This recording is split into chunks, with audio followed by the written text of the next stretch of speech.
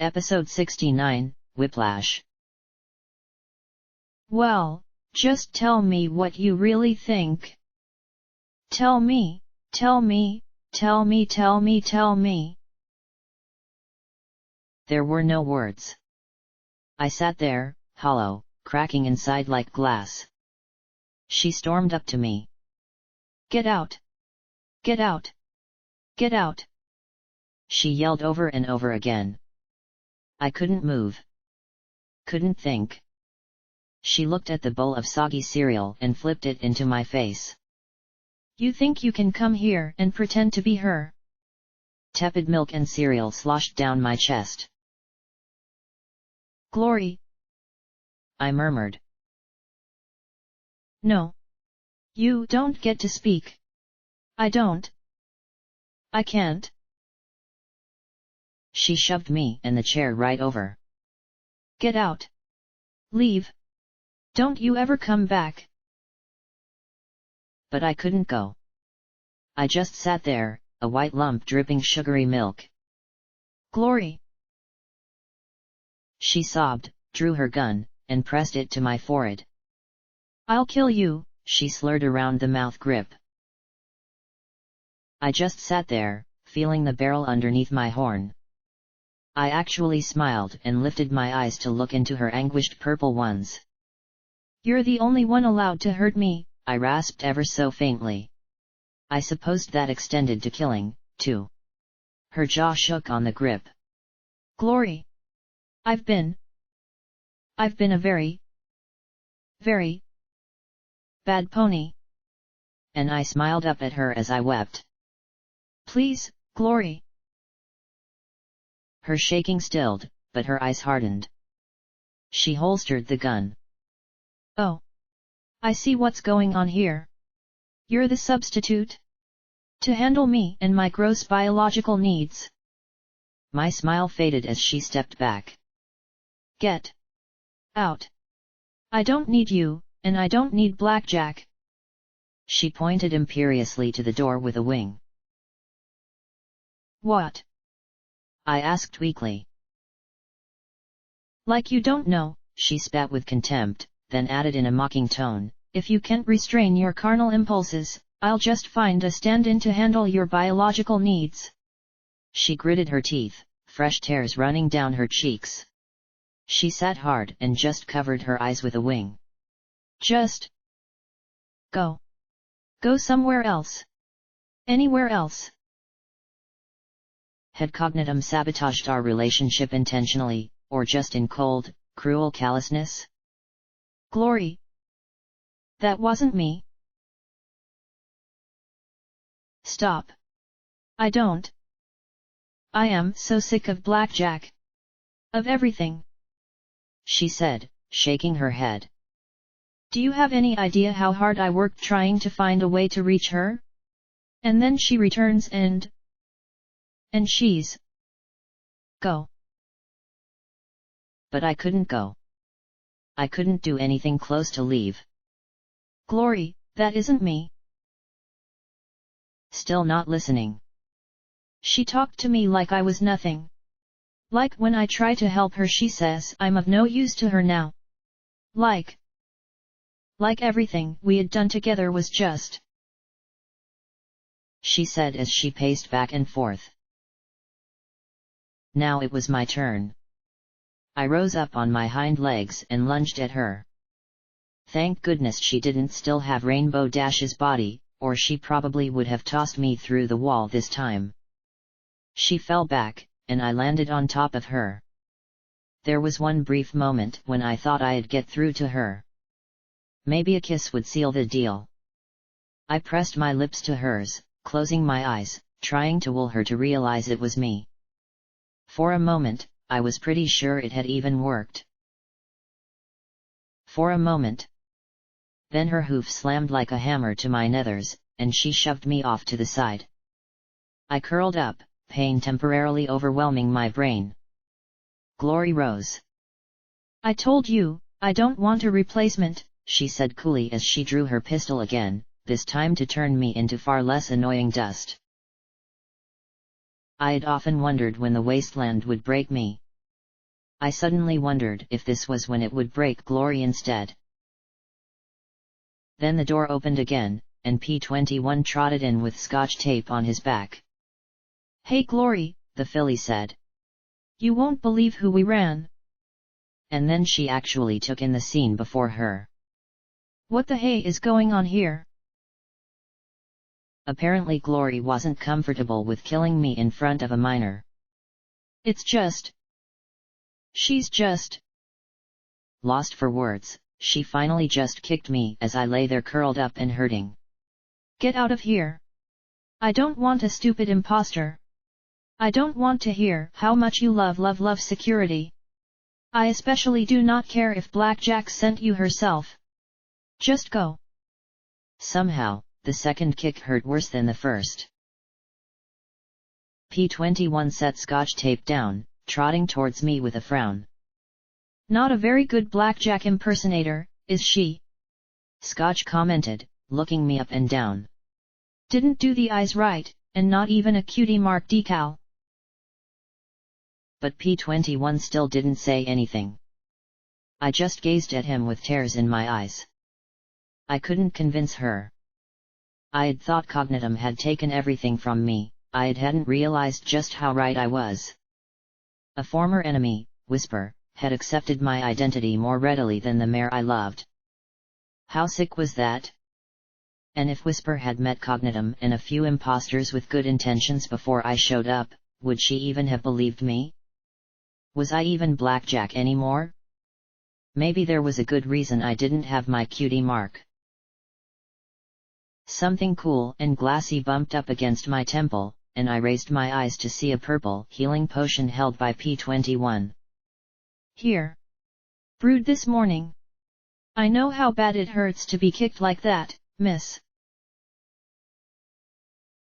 "Go fish," I muttered, taking the bottle and sniffing, then drinking it. Immediately, the throbs to my pelvis diminished significantly. I rose, having no idea where I'd go next, but I couldn't stay here. I wasn't wanted here. P21's eyes ran over me again, and he gave a little half-smile. "Funny. That's her actual name. Security, I mean." Glory was talking with scotch tape over by the door about something. I was too crushed to care. I wanted to teleport away then and there, but I met his gaze. It was searching for something. "I know. I am her. It's me, P21. I'm Blackjack," I said miserably. Scotch tape perked an ear and looked over at us. "Oh, goddesses, it's another crazy one, isn't it?" she said in annoyance. "That's the third one this month. At least it's a mare. Remember that stallion one? Or the alicorn?" "I try not to," P21 said with a frown, still not looking away from me. She couldn't decide if she was Blackjack, Twilight Sparkle, Trixie, or Princess Celestia. "Blackjack," a mare said from the still open door, and then a white head popped out over Glory's, pale eyes blinking as she stared at me. Suddenly, her mouth split in an ear-to-ear grin. "Blackjack!" And she bounded right at me, bowling Glory over in her rush to my side. The pale blank looked very much as she had when we had parted, though her white coat was far dirtier and scratched up and she had sticks and dead grass stuck to her mane. "Ish you! Ish wheelie you!" she said as she lunged at me and wrapped her hooves around my neck, hugging me tightly. "Yaw all white." No, boo. That's not Blackjack. I told you back in chapel. It's another fake." Scotch tape said as she tried to tug one of the legs off my neck. "Geez, she wasn't even close to this clingy with that other one." Boo glared flatly back at Scotch tape. "This is Blackjack. See?" she said, hooking her forehooves to my head and shoving my face at the filly, her pale hooves stretching my face in a leering grimace. Scotch tape recoiled, and Boo yanked me back in a tight embrace. Discord say you's gonna get out, and he was right. Discord? P21 asked with a baffled frown. Discord was in my head and tellin' me what I needed to do while Blackjack was dealin' with the bad computer thingy. She said with a beaming smile as she looked me over. But that's not Blackjack. Blackjack. Scotch Tape said with a flush. Ish too. Boo said with a roll of her pale eyes. She patted me on the head. Unca Discord said the bad pewter thingy was gonna do swapsies and he was gonna get her to swap something else and I needed to get Blackjack's thingies. She undid her saddlebag and shook it sharply. From it tumbled a few pistols, black barding, a half-dozen little statuettes, pennants, and the bizarre Perceptitron thingy. Instantly a half-dozen little mares popped into my head with a baffling rolling chatter of asking me where I was, what was going on, props for me not being all dead and stuff, and if I was doing okay. A great wave of confidence washed through me as pieces of my life and the statuettes returned to me.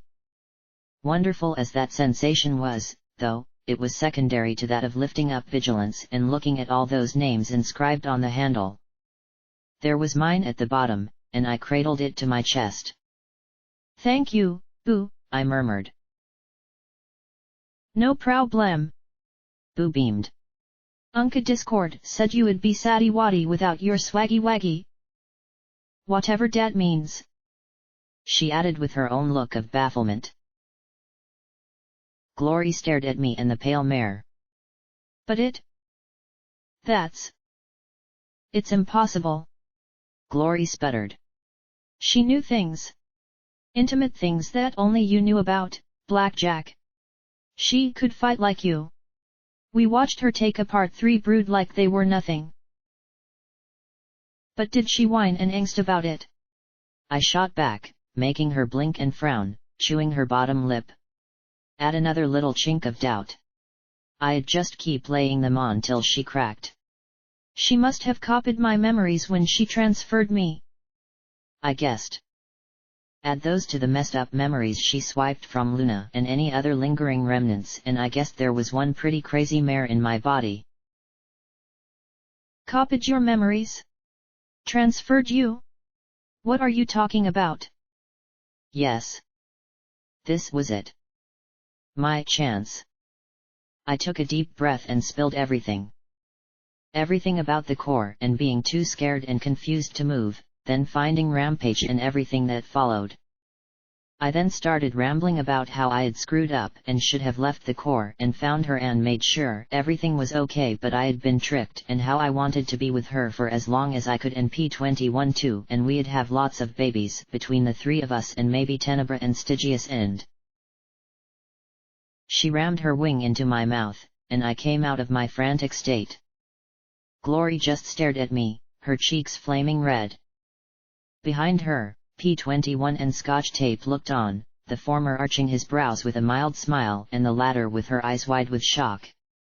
"It sure sounds like Blackjack," P21 said languidly. "Well, I saw Blackjack before the tower exploded. And it's just too ridiculous and..." Glory stammered, then scowled at me, narrowing her eyes. "Who's Tenebra?" I spat out grey feathers and gave a sheepish look, tapping my hooves together. "Stygius's sister," I said meekly. "Really cute. Kinda needy in the attention department. Would be really fun in a 3-way though. Or 4-way, if you're game, P21. Or 5-way, if Stygius joins in." She stared at me, eyes locked wide. "Of course, just you and me for a while is great too," I blurted. "What am I, chopped lettuce?" Scotch Tape huffed, crossing her 4 hooves. "Never get invited to any of the good parties. Might as well be back in the stable," she muttered with a pout.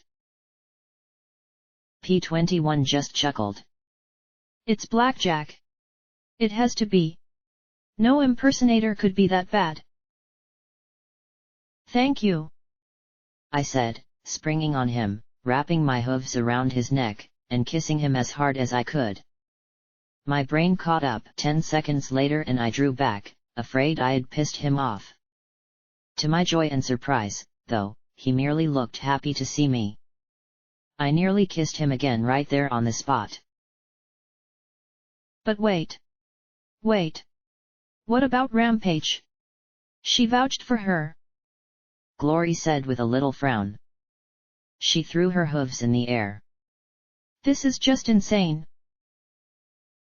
Again, P21 started evenly. Blackjack.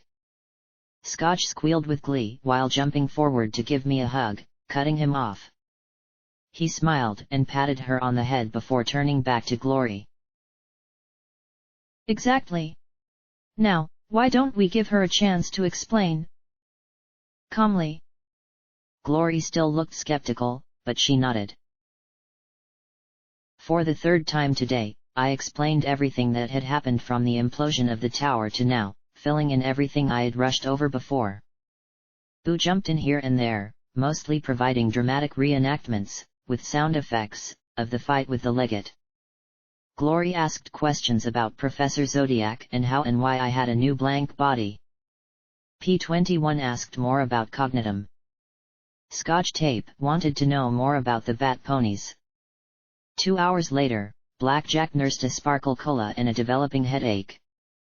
3 of the 4 ponies present were deep in thought.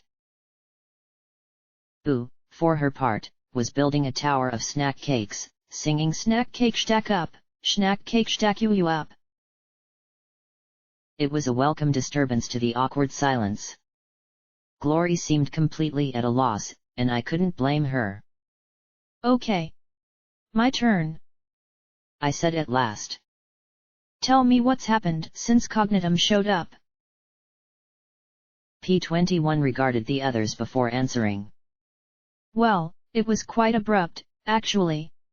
We were all set to enter the core and find you, when suddenly you, her, Rampage, and a shell-shocked stallion all came out.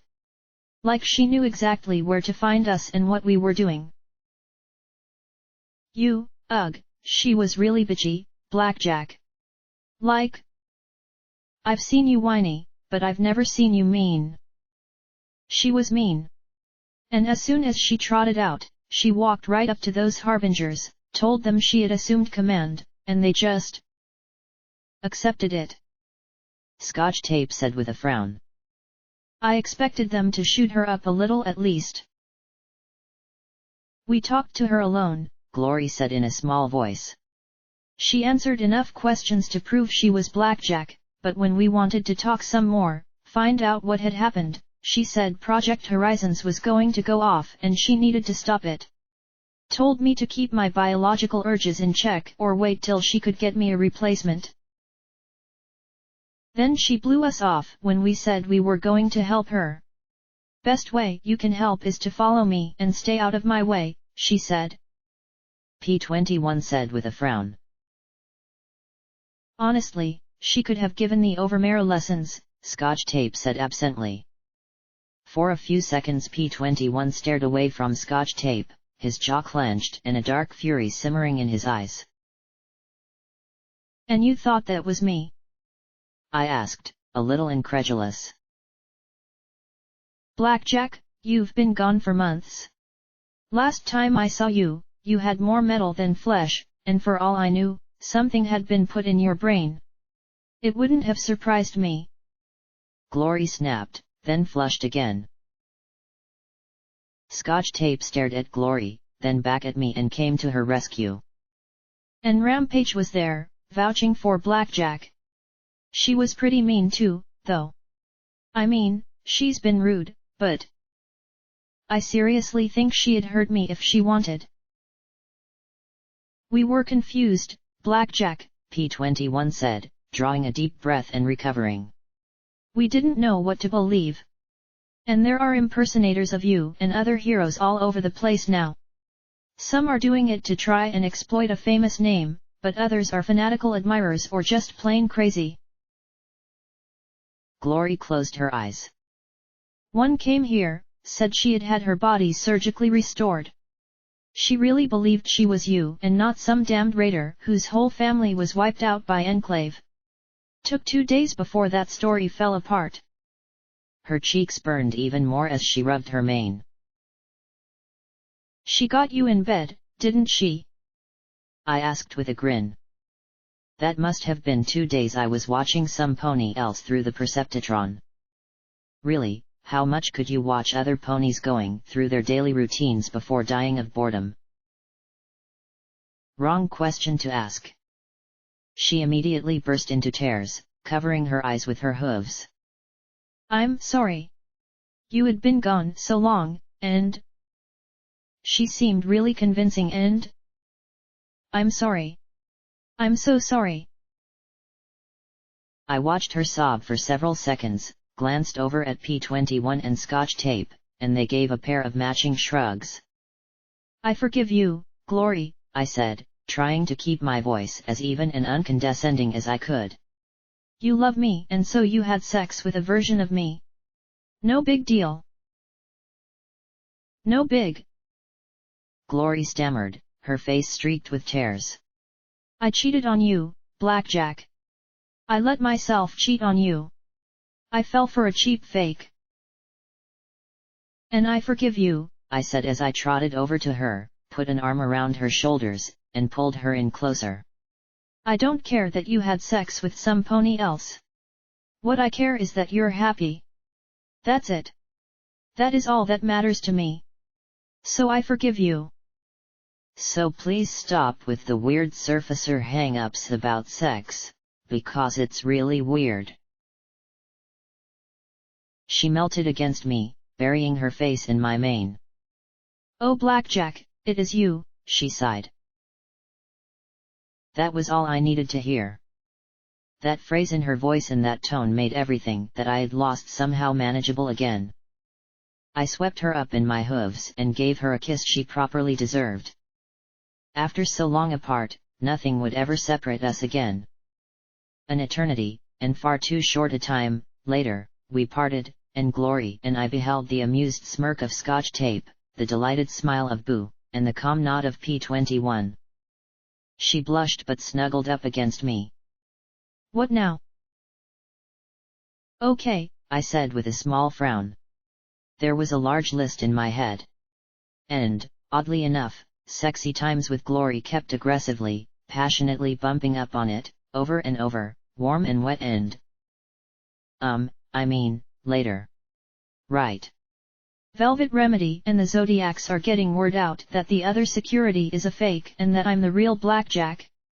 Every pony is going to be meeting at Blue Blood Manor to discuss what to do next. As much as I wanted to strap on the operative barding and go and take back my old body, I couldn't be reckless. This was bigger than me, and I knew what my old body could do. Cognitum wouldn't hold back when I came to reclaim it. Blue Blood Manor? You know it's a ruin now, right? Scotch Tape asked. Well. Yeah. But it's neutral ground and it's big and open enough for a lot of ponies to meet up there. I said with a semi-sheepish smile. What? It's got a ballroom, right? That had a tank drive through it, Scotch Tape countered, then frowned. Oh, yeah. About tanks, you might want to talk with Diaz. I don't speak tank, but the whole drive here from the society, he was acting weird. Like drifting into ditches and stuff. He is pretty big, Glory pointed out. Yeah, but he doesn't just wander off the road, or didn't the last time we rode on him, Scotch Tape said. I don't know if he's sick or if there's something bothering him, but something's wrong. She surveyed me, P21, and Glory, then rolled her eyes a little. Anyway, I'll go up to the manor. Maybe there's some corner that's undamaged enough for us to use. Come on, Boo. Let's give them some privacy. But I just got back. I wanna stay with Blackjack. Boo protested with a pout. Trust me. They're just going to be talking about love. and mushy stuff," Scotch Tape said, pushing the blank towards the door. Boo grinned. "Ah! Blackjack and Glory sitting in a tree? Wait. Blackjack and Twent? Boo blinked at the three of us. Who's gonna be kissin' who with three of 'em?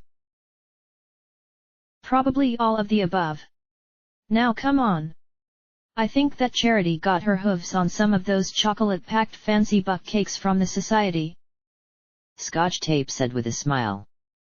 That perked Boo right up, and the pair departed, leaving me with the two most important ponies in my life. "I've got one other thing to tell you," I said, holding Glory as I looked to P21 soberly.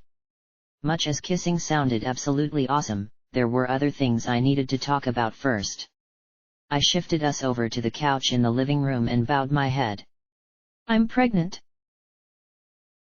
P21 arched an eyebrow in surprise, and Glory flushed. Didn't you just get that body, Blackjack?" At least she smiled when she asked it. "Not in this body," I said with a roll of my eyes. "In my old body." Then I glanced at P21. "And I'm pretty sure that it's yours." Both their smiles disappeared. P21 wore an inscrutable look on his face. "I mean, there's a small chance it's Stygius's. I don't know exactly when my implant got mistaken for a bullet, but I think odds are that you're the father." "Something I seem to excel at," he said, glancing at his cutie mark. "I wonder, if you took this off, if I'd have a sperm underneath it." I gave him a hug, and though he stiffened, he didn't pull away. "That's nowhere near all you are. But the reason why I bring it up is because it's why we can't just kill my old body." "Blackjack. Would you really?" Glory said, looking a little hurt. "In a heartbeat," I answered, staring right into her purple eyes. "Which I happen to have again." Now she tensed and looked away, but I took her hoof. "I'm not angry with you anymore for what you did. You saved my life, Glory. You kept me fighting. Thank you. But life is part machine." I shook my head. "It isn't as good a life as you might imagine. Much as I hate Cognitium for what she did, I have to admit, she did me a favor keeping this spare around. I can feel your hoof, Glory. I can feel you. You don't know what that's like," I said as I stroked her cheek. Finally, she gave a little smile and nuzzled me back. "I'll have to go easier on you next time we're together. I wouldn't want to scar you up so soon." "Knowing my life, that won't take long," I said, then glanced at P21. He still looked distracted and troubled. "What I need to know," I continued to Glory, "is how long do you think the fetus will be viable in that body?" Glory's eyes widened. "I have no idea.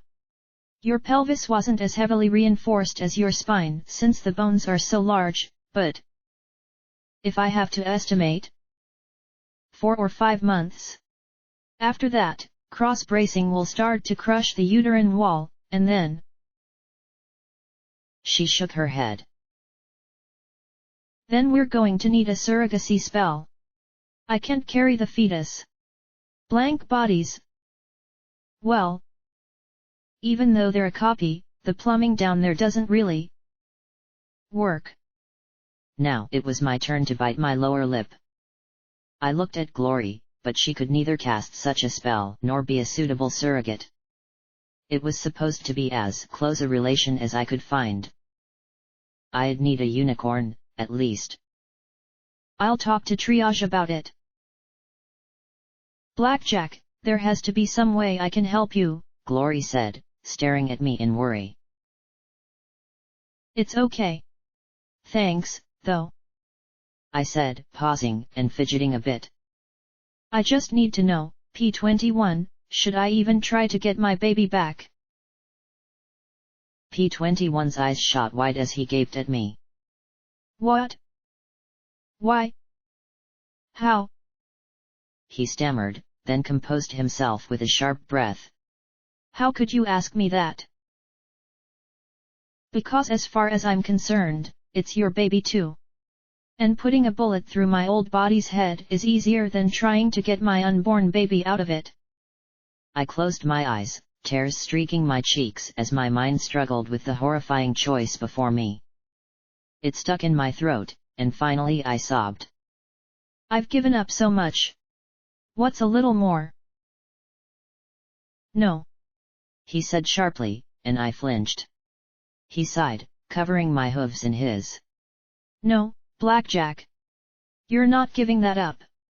What's the point to living if you lose that? The world's more important than me and my baby, I said hollowly. Aren't I being selfish taking the risk? Glory stared at me as if suddenly struck dumb, her eyes wide and aghast. Technically, sure. So what?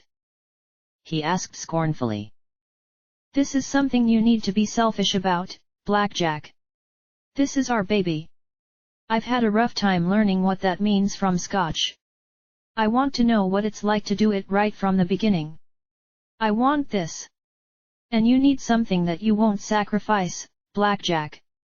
Something that is yours. A line in the sand you won't cross. I remembered him once shouting in my face about him killing me if I ever crossed him. Glory didn't look at the pair of us, her eyes downcast. I turned back to him, smiled, and gave a little nod. Getting my body back would be difficult. Far more difficult than getting a few missile launchers, snipers, and spark grenades and unloading on her. Still, we'd find a way. I'll go help Scotch, Glory said, starting to get up, and I stared at her in surprise. Glory! I rose and stepped after her. Something about her tone, so small and hurt, was just wrong to me. Stop, she said, not turning back to look at me. Just let me go, Blackjack. Her shoulders shook slightly as she bowed her head, her mane hiding her face from me. Glory? What's wrong? I said as I walked around in front of her. I didn't understand. Was this some other enclave moral landmine I wasn't aware of? I glanced back at P-21, but he seemed just as clueless as I'm sorry. I said helplessly, hoping it would be enough for whatever offense I had given. Then she lifted her head, and I felt as if I had my old body back. Everything inside me stilled as she smiled through her tears. So am I, Blackjack, she said with a sick little laugh as she sat down. I was ready to hate you. I really had written you off. And as much as it hurt, I think I was okay with it. And then you show up, and I was wrong, and it turns out you still care about me. She smiled even wider and added, and you're pregnant. Congratulations. Her eyes were on P-21 with that last word. You don't even have your old body anymore. Glory, what is wrong? Talk to me. I said as I reached out with my hooves to hold her shoulders. Tell me what I did wrong.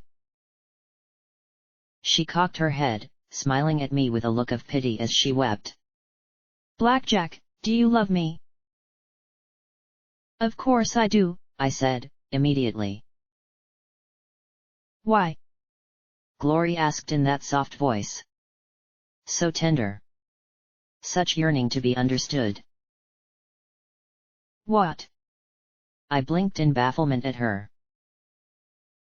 Why do you love me? She asked as she stared into my eyes. I stammered, trying to think. You're good. And smart. And nice. And I said, but the words felt hollow to me. True, without a doubt, but I knew other good, smart, nice ponies that I didn't love. I just do. I finally blurted.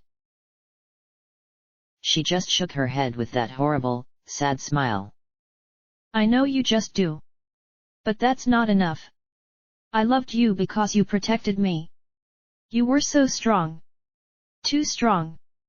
And like my parents, you both left me behind and horribly injured yourself in the process. I rolled my eyes. Glory, I had to do that. The first time I was going crazy and the second time I was detonating a mega spell that would have killed you. It almost killed me. I pointed out. She brushed my mane out of my eyes. I know, Blackjack. I know why. And I'm not mad at you for it. But Blackjack, I would have rather died than be left behind. Maybe I would have. Or maybe we might have found another way. We could play what ifs all the time. The point is that's not love. Or rather, not the kind of love I need. And what is the kind of love you need? Just tell me and I'll give it. I swore.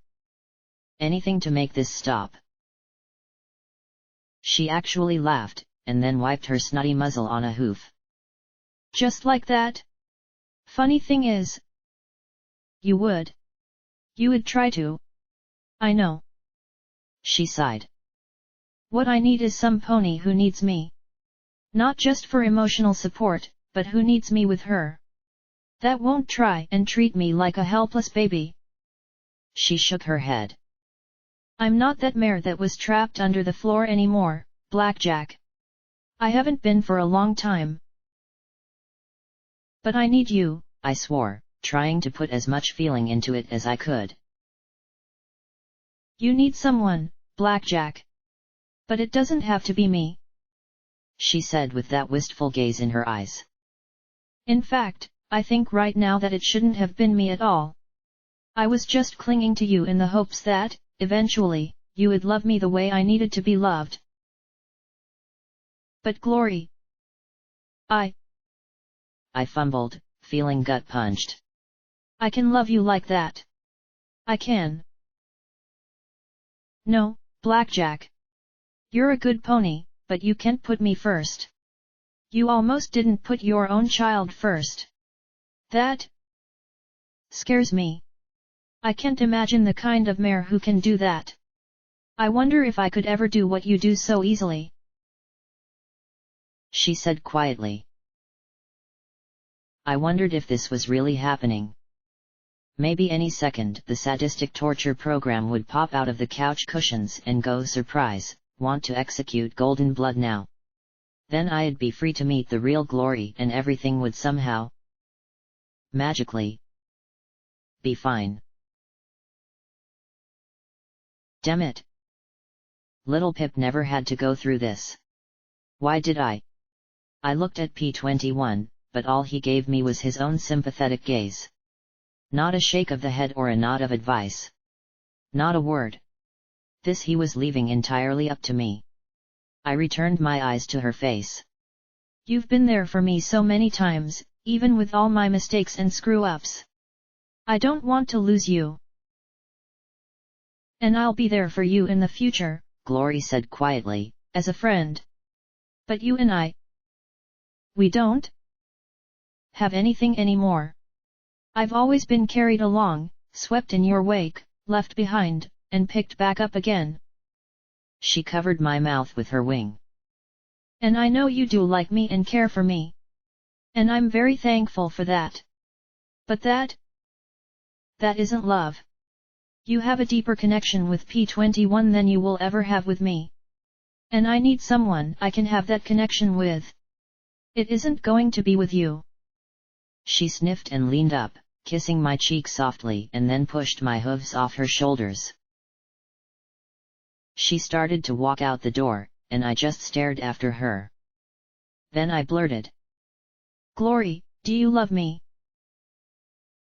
She paused and looked over her shoulder at me, smiling calmly amid the wet on her cheeks. No, was all she said, and then stepped out of Star House. Her name caught in my throat as I struggled to say whatever magic phrase would change her mind. Something. Anything. The quiet click of the door was like a shearing blade right through my heart. Slowly I bowed my head, and tears began pattering by my hooves as I thought of all the things that could have been, that should have been. Damn it. It wasn't fair. I don't know if I can keep doing this, I said faintly as I stared at the closed door. What did I do wrong? That's not a question I can answer. Glory had a point. She could have waited a little bit before bringing it up, but she did. He came up beside me. It's not easy being the one left behind all the time. And if you were going to dive into Tartarus, would you be okay with her coming with you?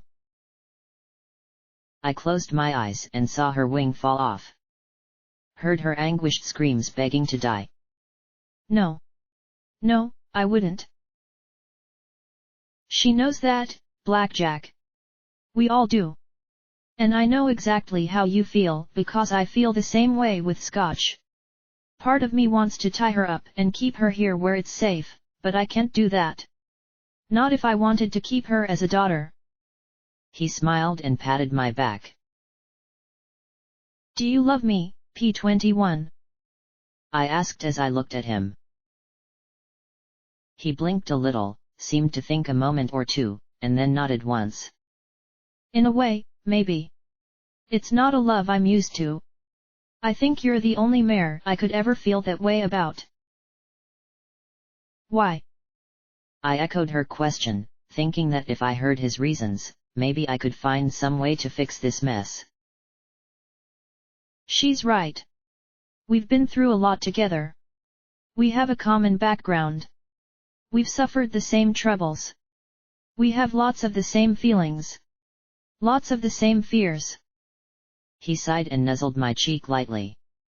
Like for instance, I know what you need right now to get through this.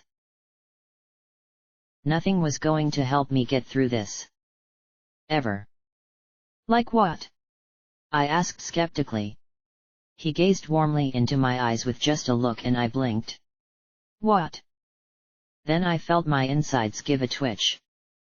Oh.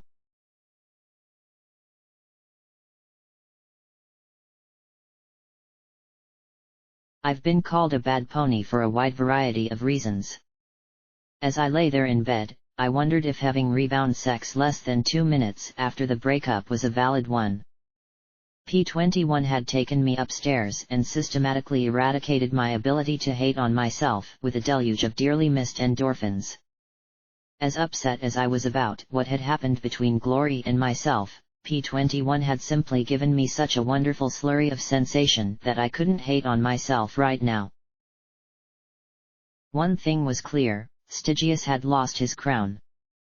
Over the last 2 hours, P21 had bit, licked, nibbled, stroked, sucked, thrust, pinned, and spurted me into a deliciously thoughtless lump of exquisitely spent mare. Then, so I couldn't hate on myself for getting something good after breaking up with Glory, he had taken a page from her book and tied me down and did me so that I both ached and melted with him. Little Pip once talked about 30-something orgasms.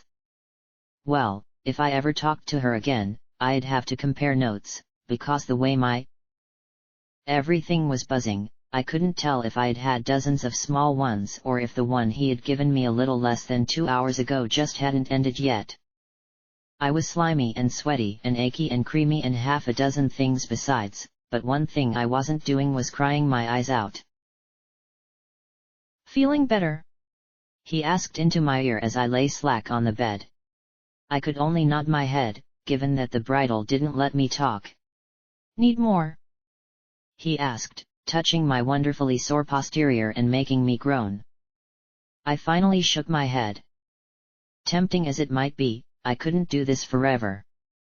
I had enemies to beat and stuff. He began to bite slowly down the side of my neck. Are you sure? Well, maybe 1 more hour.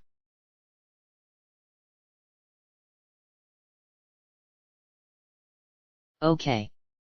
I was positively glazed and had difficulty walking, but I needed water, then to use the bathroom, and to wash. I dunno how you did that, I slurred. That? How? Practice. Lots of practice and learning to pace myself. And I had some of those healing potions set aside just to help me push past the refractory period. He said calmly, not quite as messy as me but definitely in need of a wash too. It's a little cheat we use when we're pushing round 5, 6, 7. I slipped out of the bed, feeling him drip out of me, white on white. He had removed the bit, but the black tack and harness was still tight on me, and I couldn't summon the focus just yet to take it off. Ugh! My hoof for a hot shower. Are you okay with what we did? I asked, looking back at him.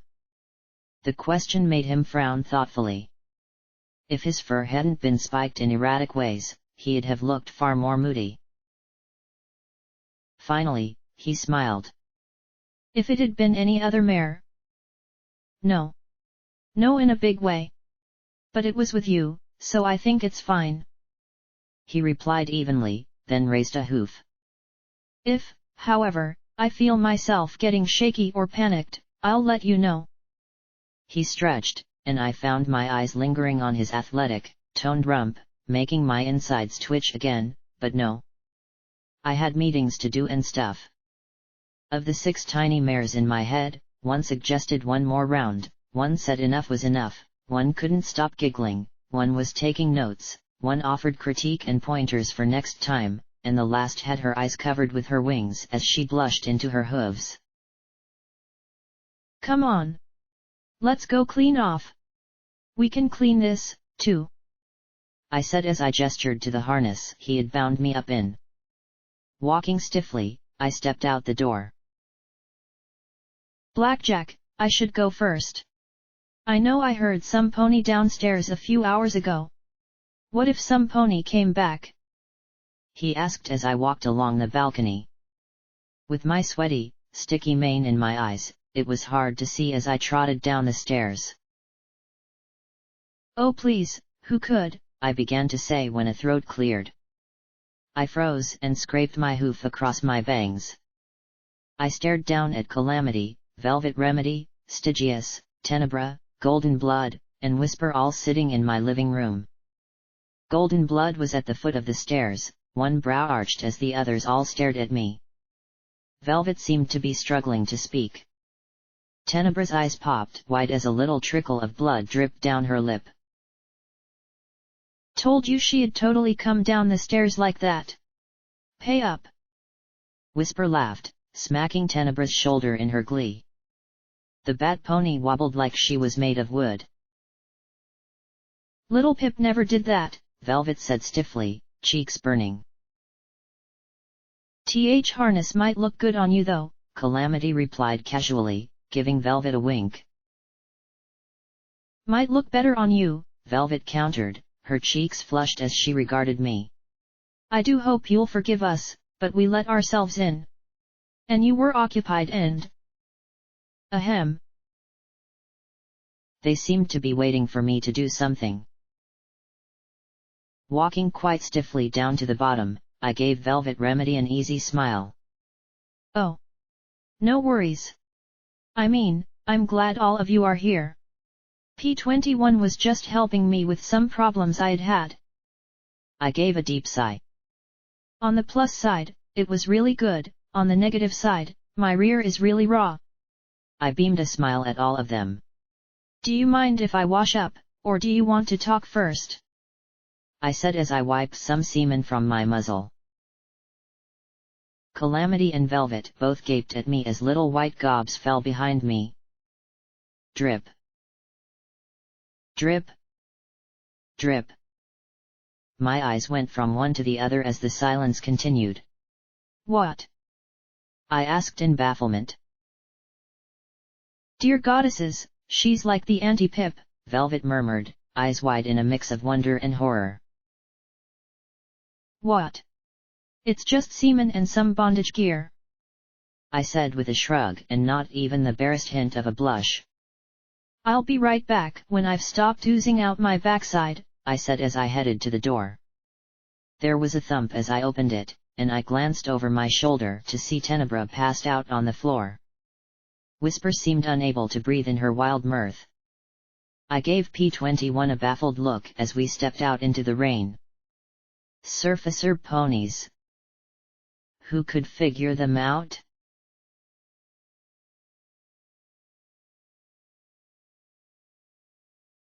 After P-21 and I washed up and put the fun away and he had put his hat back on, I felt better.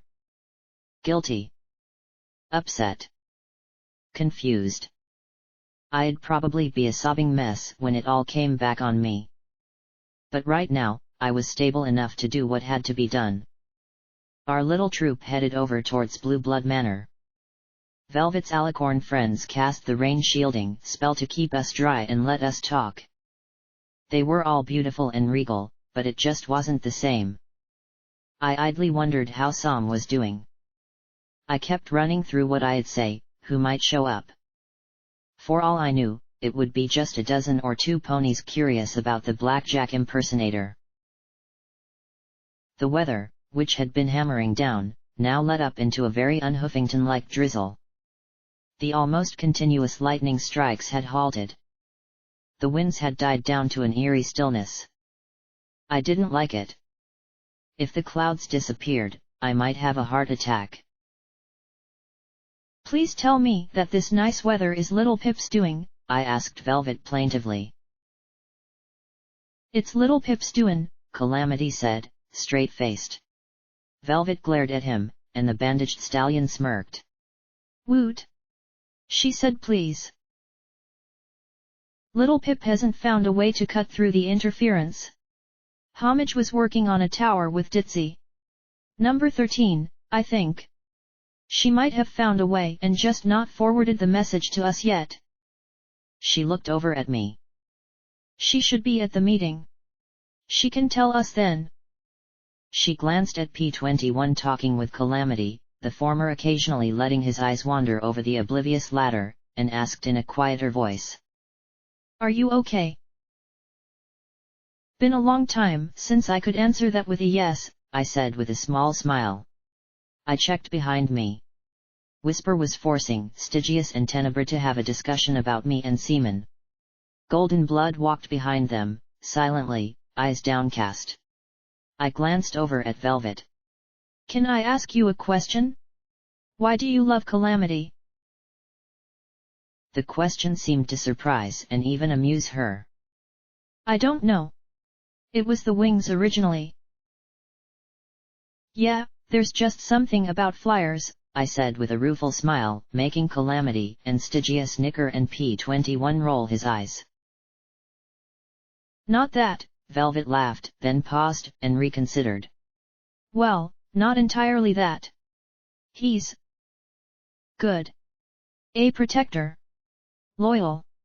True. I don't have to worry about him. So if you met a second pony who was just as good, you would love him too? I asked, in complete seriousness. A number of emotions ran over her features with embarrassment winning out. Well? Calamity asked with a grin. I got to say I'm a mite curious myself. No, Velvet Remedy stated firmly. And? If he asked you to stay behind? To keep you safe? I asked delicately. Why would he do that? Velvet Remedy asked with a baffled smile. He's learned I can take care of myself. But what if it's something that would kill you? Or hurt you? Or was different than what you wanted? I looked at the brown stallion. What would you do if she died? Or if he died? I asked her. Both their smiles disappeared as I looked back at the ground. I just didn't want her to die. Velvet nudged my shoulder. No one does. I guess we just try not to think about it. I saw Steelhooves' head cut off right in front of me. It hurt. It almost changed who I was. And if it had been Calamity or Little Pip, maybe it might have. That's the price paid for being in love. And it ain't just you that has to pay it. Takes two to tussle, tango, and tic-tac-toe, as they say. He said with a little nod. Something in my face must have shown the shame, fear, and anxiety in my chest. Her amusement faded. Hey, Blackjack. Are you? She paused as I grimaced. Something happened between you and Glory, didn't it? I gave a little nod, and she sighed and glanced at P21. When you both... Well... I mean... With you and your... Well... Orientation... I didn't know if something had happened. It's all right. It's nothing I didn't see coming a mile away. I lied. Or did I? After all, I knew she was upset. I had blamed it on her transformation into Rainbow Dash. On her being from the sky. On everything but me. That was vigorous rebound sex. Good for the endorphins. I'll pay for it in guilt later. Is this separation permanent? Velvet asked with a sympathetic little smile. The question made me sick to my stomach.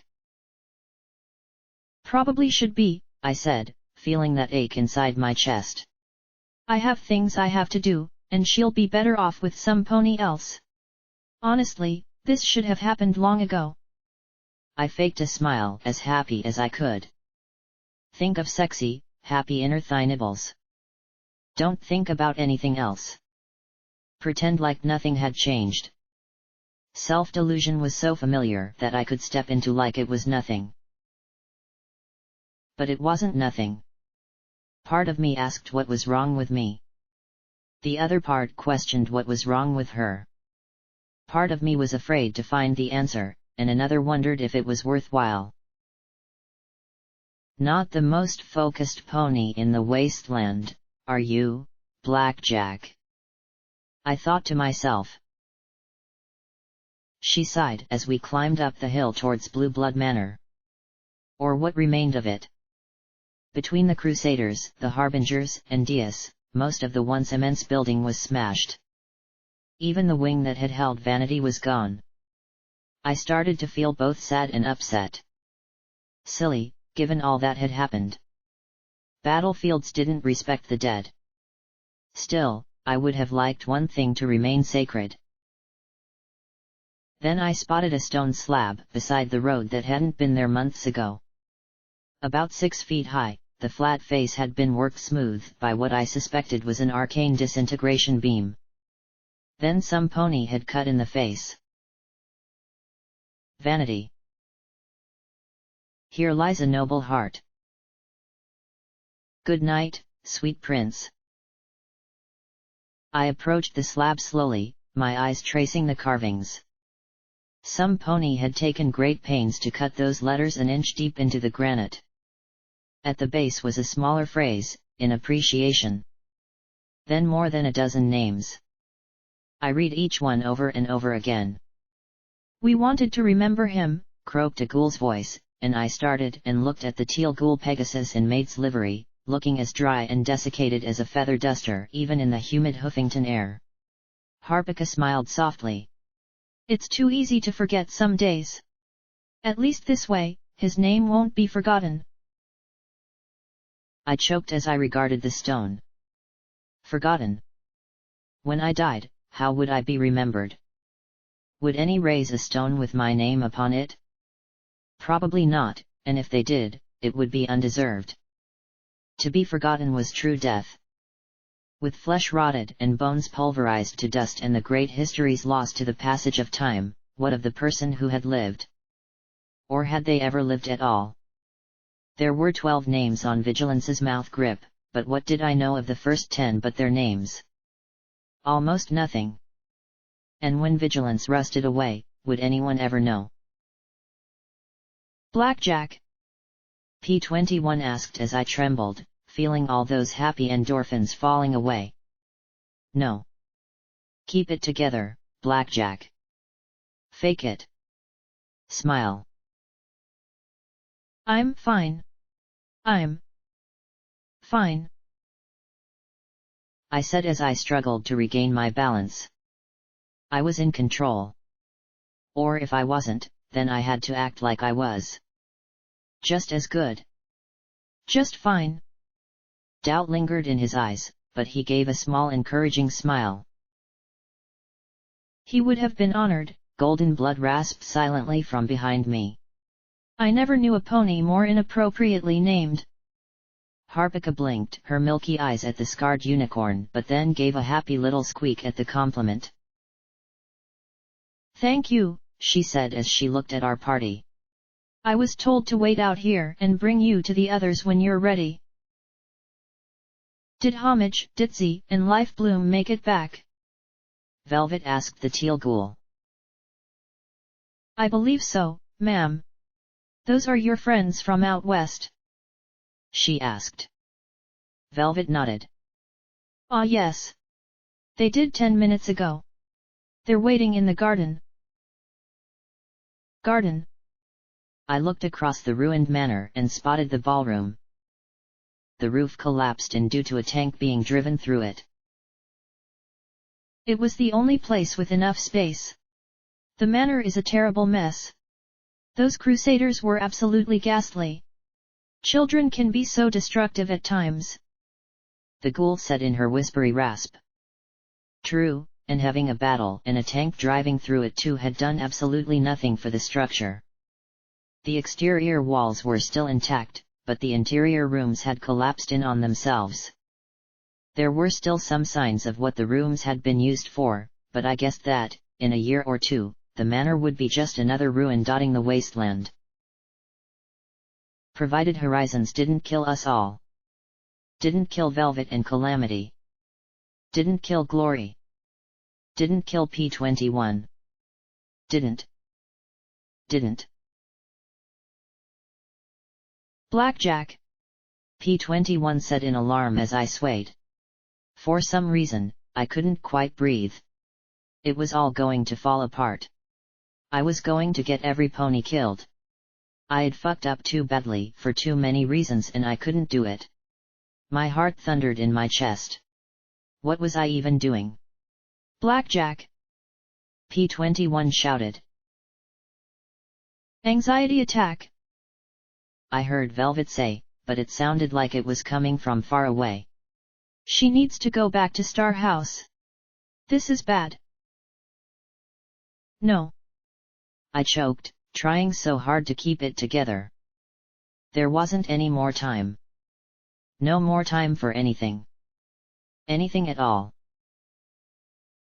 Then P21 held me and murmured softly in my ears, Breathe, Blackjack. Just breathe. You're fine. We'll find a way to get through this. Just breathe. Somehow I started to actually take breaths rather than making choking noises. You said you would kill me if I ever fucked up, I whispered, pressing my face into his chest. I could hear his own heartbeat, slow and steady and sure. I've gotten everyone killed. We aren't dead just yet, he told me quietly.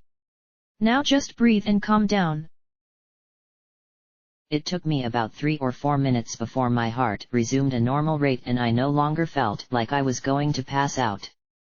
Throw up, maybe, but not pass out. I wiped my eyes and gave a rueful smile to whisper. Must be funny. Seeing big bad security losing it. She tilted a wing back and forth. Would be if your life wasn't so fucked up. Way I look at it, you're not psycho or dead, so there's got to be something going for you. I actually laughed a little at that. Better. P21 murmured.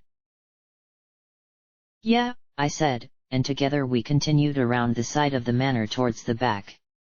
There was a strange murmuring noise, like a babbling brook or overflowing storm drain. Hopefully enough that I can address all 10 people that actually came to hear me. 10. Harpika asked, sounding alarmed. Fine. 20 then. I said with a roll of my eyes as we approached a gate in desiccated hedgerow. I mean, who in their right mind is going to go way out here for a probably just another imposter black Jack? I trailed off as I stepped through. That wasn't 20. That wasn't 100. It was every pony. Near as I could tell, every pony I knew sat on the stone steps of a classical amphitheater. Stone columns decorated with proud, cracked unicorn stallions framed the stage. One wall of the dead hedge had been crushed flat, letting Diaz point his turrets in. I wondered if that was intentional, making sure the rowdier guests behaved. The various ponies entertained themselves in a variety of ways. Bottle Cap, Charity, and Keepers seemed to have set up an impromptu swap meet with the Collegiate and Society. The Zodiacs appeared to be talking weapons with the Half-Hearts and Flash Fillies. The Highlanders had a jug band and were selling hooch to ghouls from Meat Locker. The Burner Boys were running gambling games with some Thunderhead ponies and a hoofful Steel Rangers. An enterprising trio of Crusaders in the back ran a little food booth and were giving a rad roach burger to a sand dog. A trio of hellhounds lingered in the back, with everyone giving the beasts a wide berth. But for all the busy spectacles, the one that stuck out most to me was the simple fact that no one was killing anyone else. What are they all doing here? I gasped. You said you wanted everyone who could come. Once word got out that the security at the society was a fraud, and that the Lightbringer's friends and security's team vouched for this one. Well, suddenly everyone wanted to be here. Between Alicorn teleportation, Enclave Pegasi, and the clearing weather, this was the place to be. Velvet Remedy said with a sweep of her hoof. They're all people you helped in one way or another, Blackjack, P21 said quietly. I could pick out Windclop and a few other familiar faces from Meat Locker, more Alicorns than had arrived with Velvet, Griffin Talons from back west. They all want to return the favor. I just stared and felt everything spinning out around me. I need a moment. Take a few. Say an hour? As long as there's food and entertainment, we can wait. P21 said. Velvet Remedy and Calamity trotted to meet Homage, Ditzy, and Life Bloom over by the band. Harpica went to mind the foals near the Crusader food stand. Not having a clue what else to do, P21 and I trotted over to Diaz. A camera swiveled down to me, and I gave a shaky little smile. Hey big guy! It's me. Mind if we talk? Diaz's engine let out a soft purr and the tank's rear hatch popped open. I carefully wiggled in, P21 slipping in behind me with far more ease. In the middle of the tank, where the driver would normally sit, was the glass jar containing the metal-reinforced brain of the stallion. More cameras were to orient on me, and I gave a small smile. Yeah. I'm really Blackjack. Security the reboot. I'm sure I'll be shot and mangled all to hell inside a week. I regarded the jar. It had been a while since we had parted ways. Do you have something you need to tell me? Diaz's cameras all bobbed up and down in unison. His aphasia might be killing his speech, but he had adapted better than I probably would have to being stuck inside a war machine. I considered, I had gotten better at memory magic since we had last met. Maybe. Is it okay if I go into your mind and find the memory of what you want to talk about? The cameras paused and then moved slowly up and down. Glancing at P21, I pressed my horn to the glass. Not quite the same as a pony, but it wasn't like I jabbed my horn into their brains. I concentrated, felt the connection forming, and waited. I had plenty of experience with mind play at this point. I felt the world fall away as I dove in deeper than I ever had. Diaz's mind wasn't like sinking into a pool of images. I floated in the middle of a plain of slaughtered zebras like a white ghost, looking at a colossal pony caught in the workings of an immense factory. A gargantuan collection of pain and rage and disappointment. I had no clue where to begin as the pony screamed and writhed against the steel pinning him in.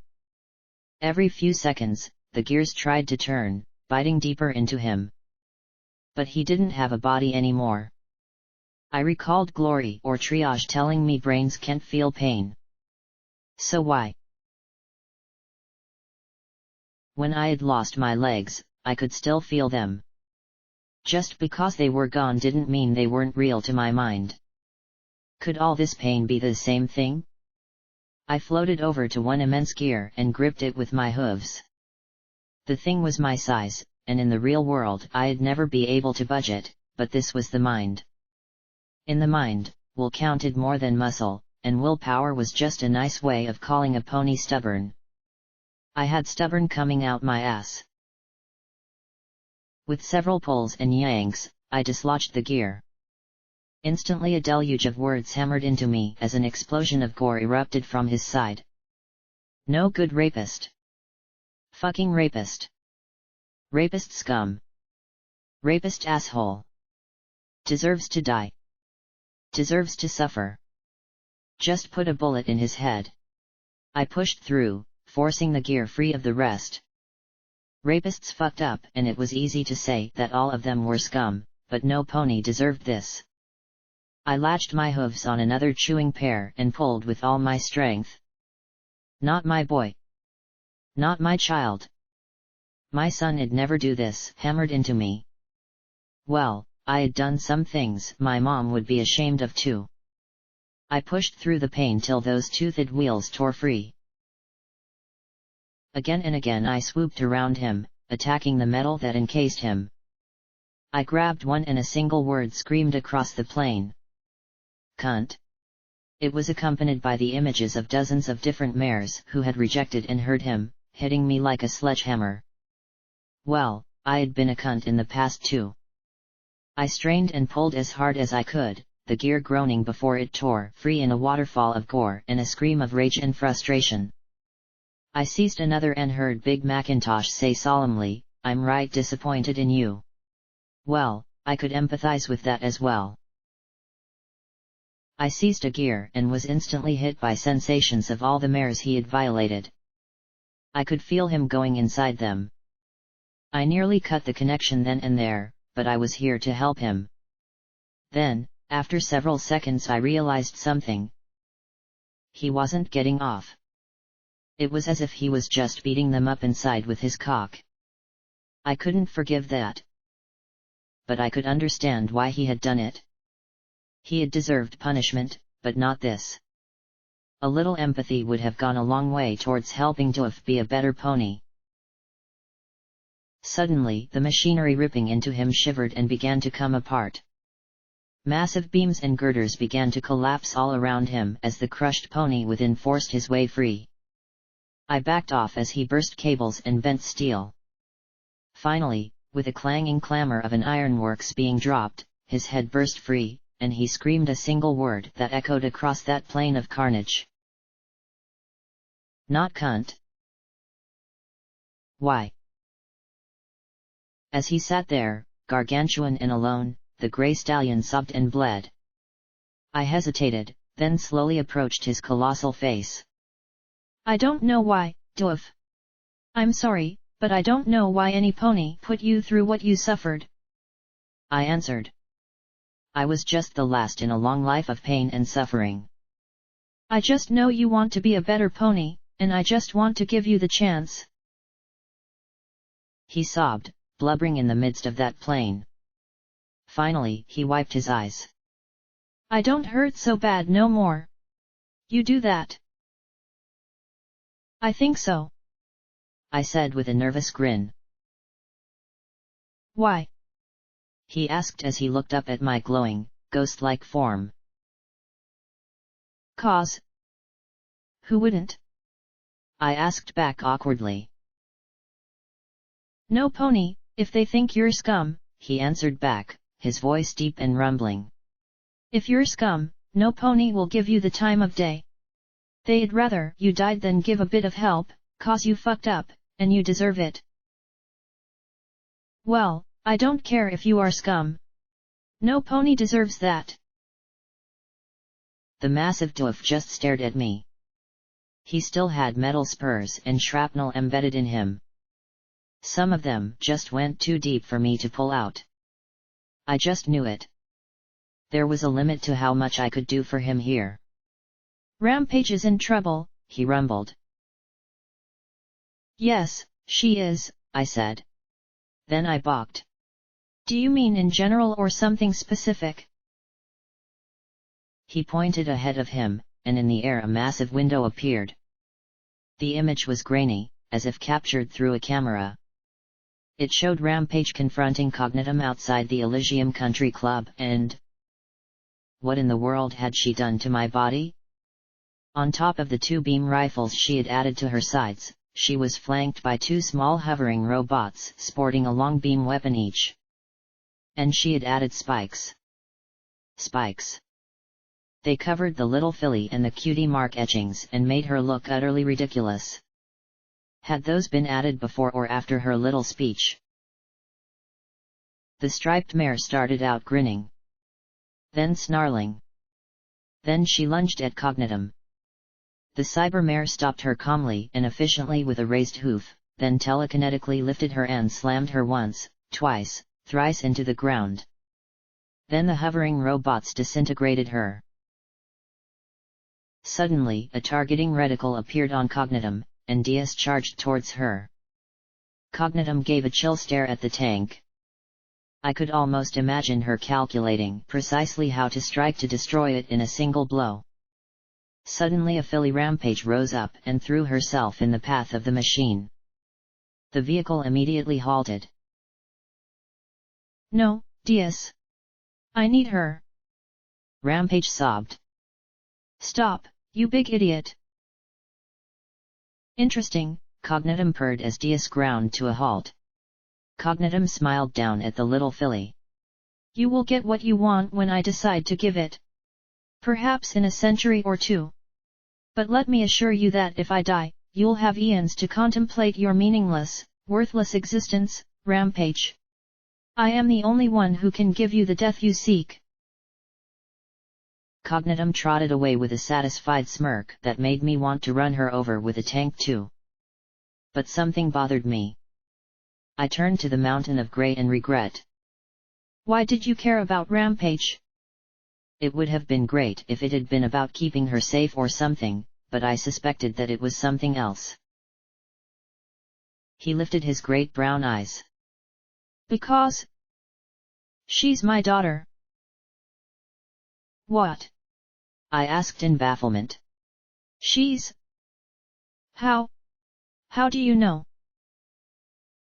More memory windows. Wow, was I actually inventing vocabulary for this mind magic stuff? In it, a board of ponies faced doof. Vanity was on the far side. The unicorn mare in judge robes in the middle slapped a gavel sharply. Request for visitation rights denied.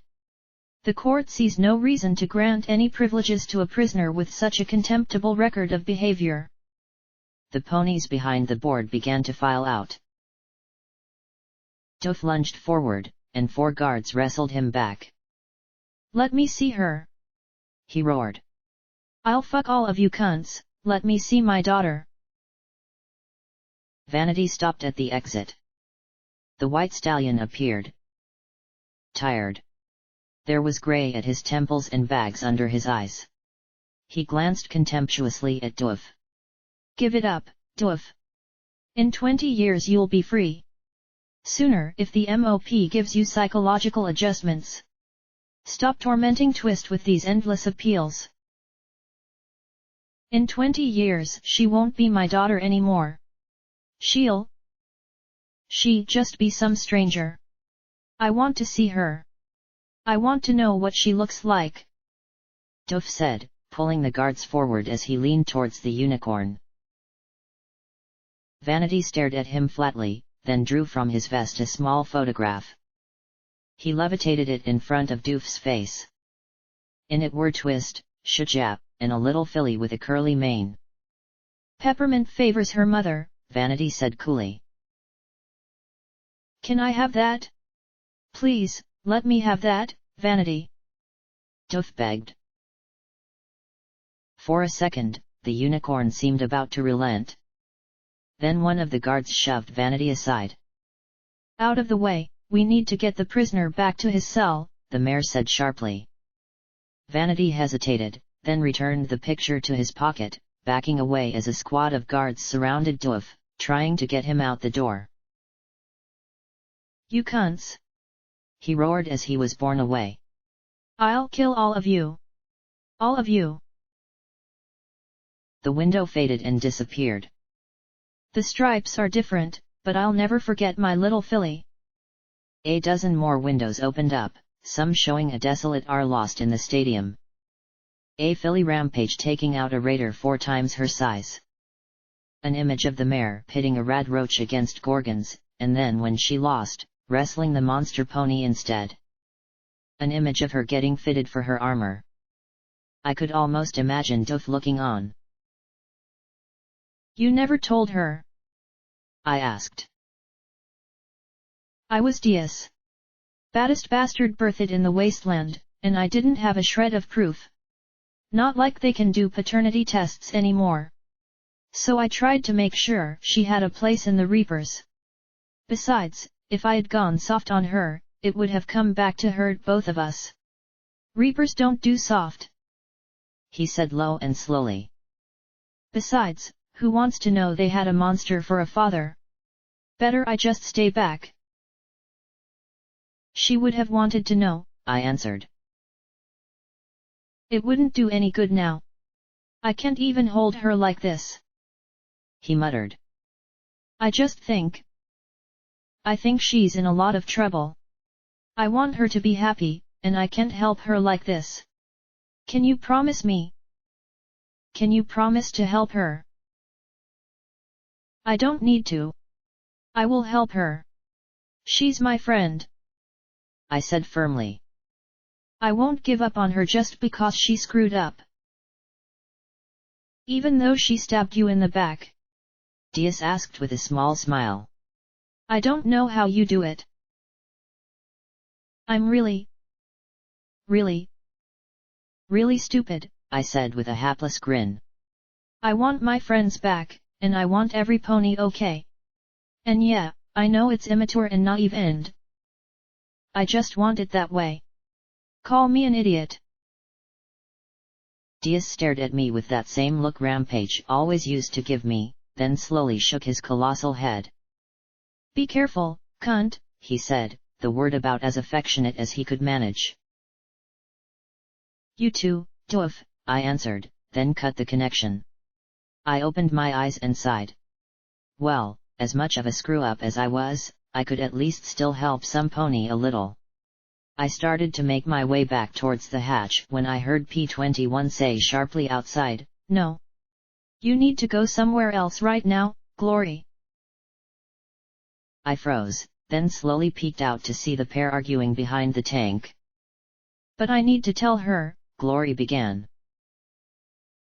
You've told her enough already, P-21 cut her off coldly. Really? Why do you love me? Isn't it enough that you are loved? Period. Only you would want to quantify something as elusive and ephemeral as love. P-21, Glory tried again, clearly flustered. No. Not you.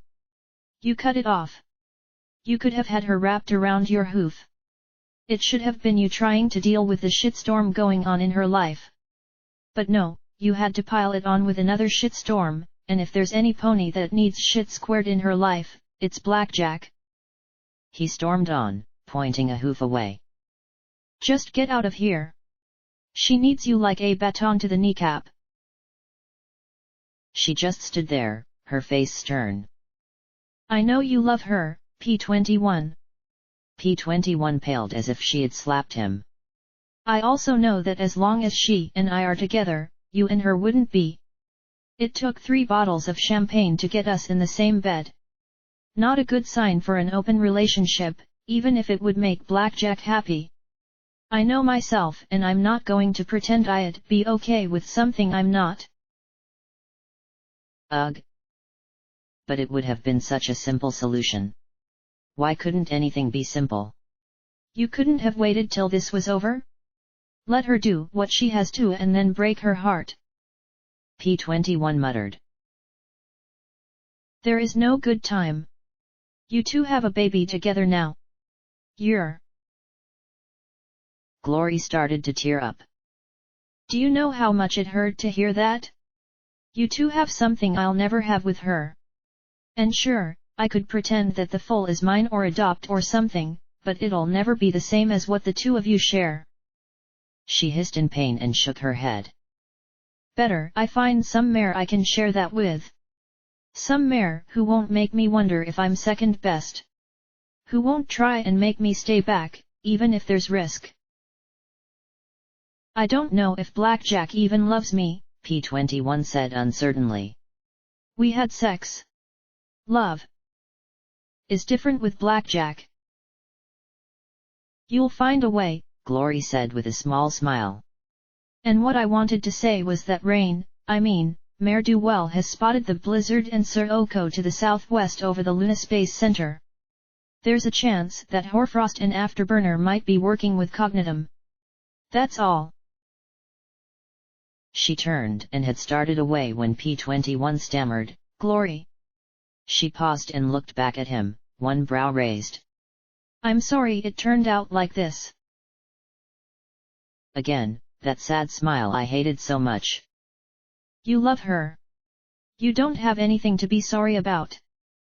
P21 stared after her, his face troubled and helpless. I ducked back into the tank, breathing hard. He loved me? Love? Capital L love? The reactions in my head varied from hoo-hoo, to we need to carefully consider this, to ah yet, to now calm down, sugar cube. But the overwhelming feeling I had rolling through me was...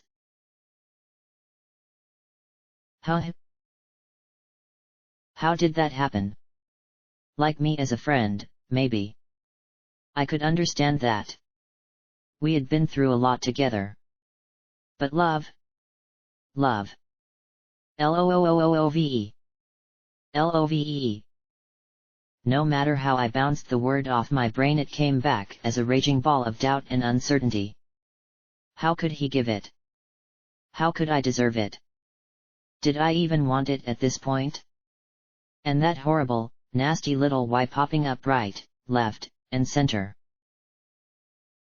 I closed my eyes, banging the back of my head against the hatch rim as I sat there in the tank. Why? Why? I had way too much going on right this second.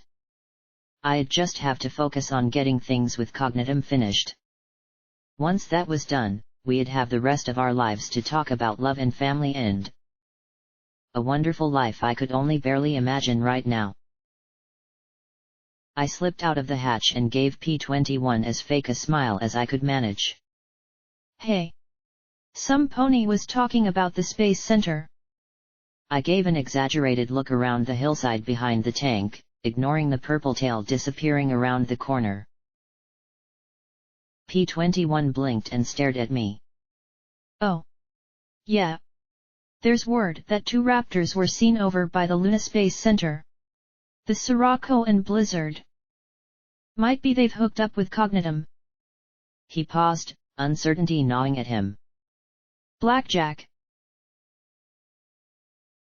I hurried on before he got to a conversation that I just wasn't going to be able to have. Not without a lot less stress and a lot more time for sex, cuddling, and soul-searching. Oh, that might be a problem. Well, we'll deal with it. That's what I do. Deal with things. I let out a hearty laugh that I hoped didn't sound like I was going to vomit. The laugh withered away as I grinned desperately at him. Nope. Not going to have it. Not in a million, yeah. Do you really love me? I asked plaintively. Luna Demu, Blackjack.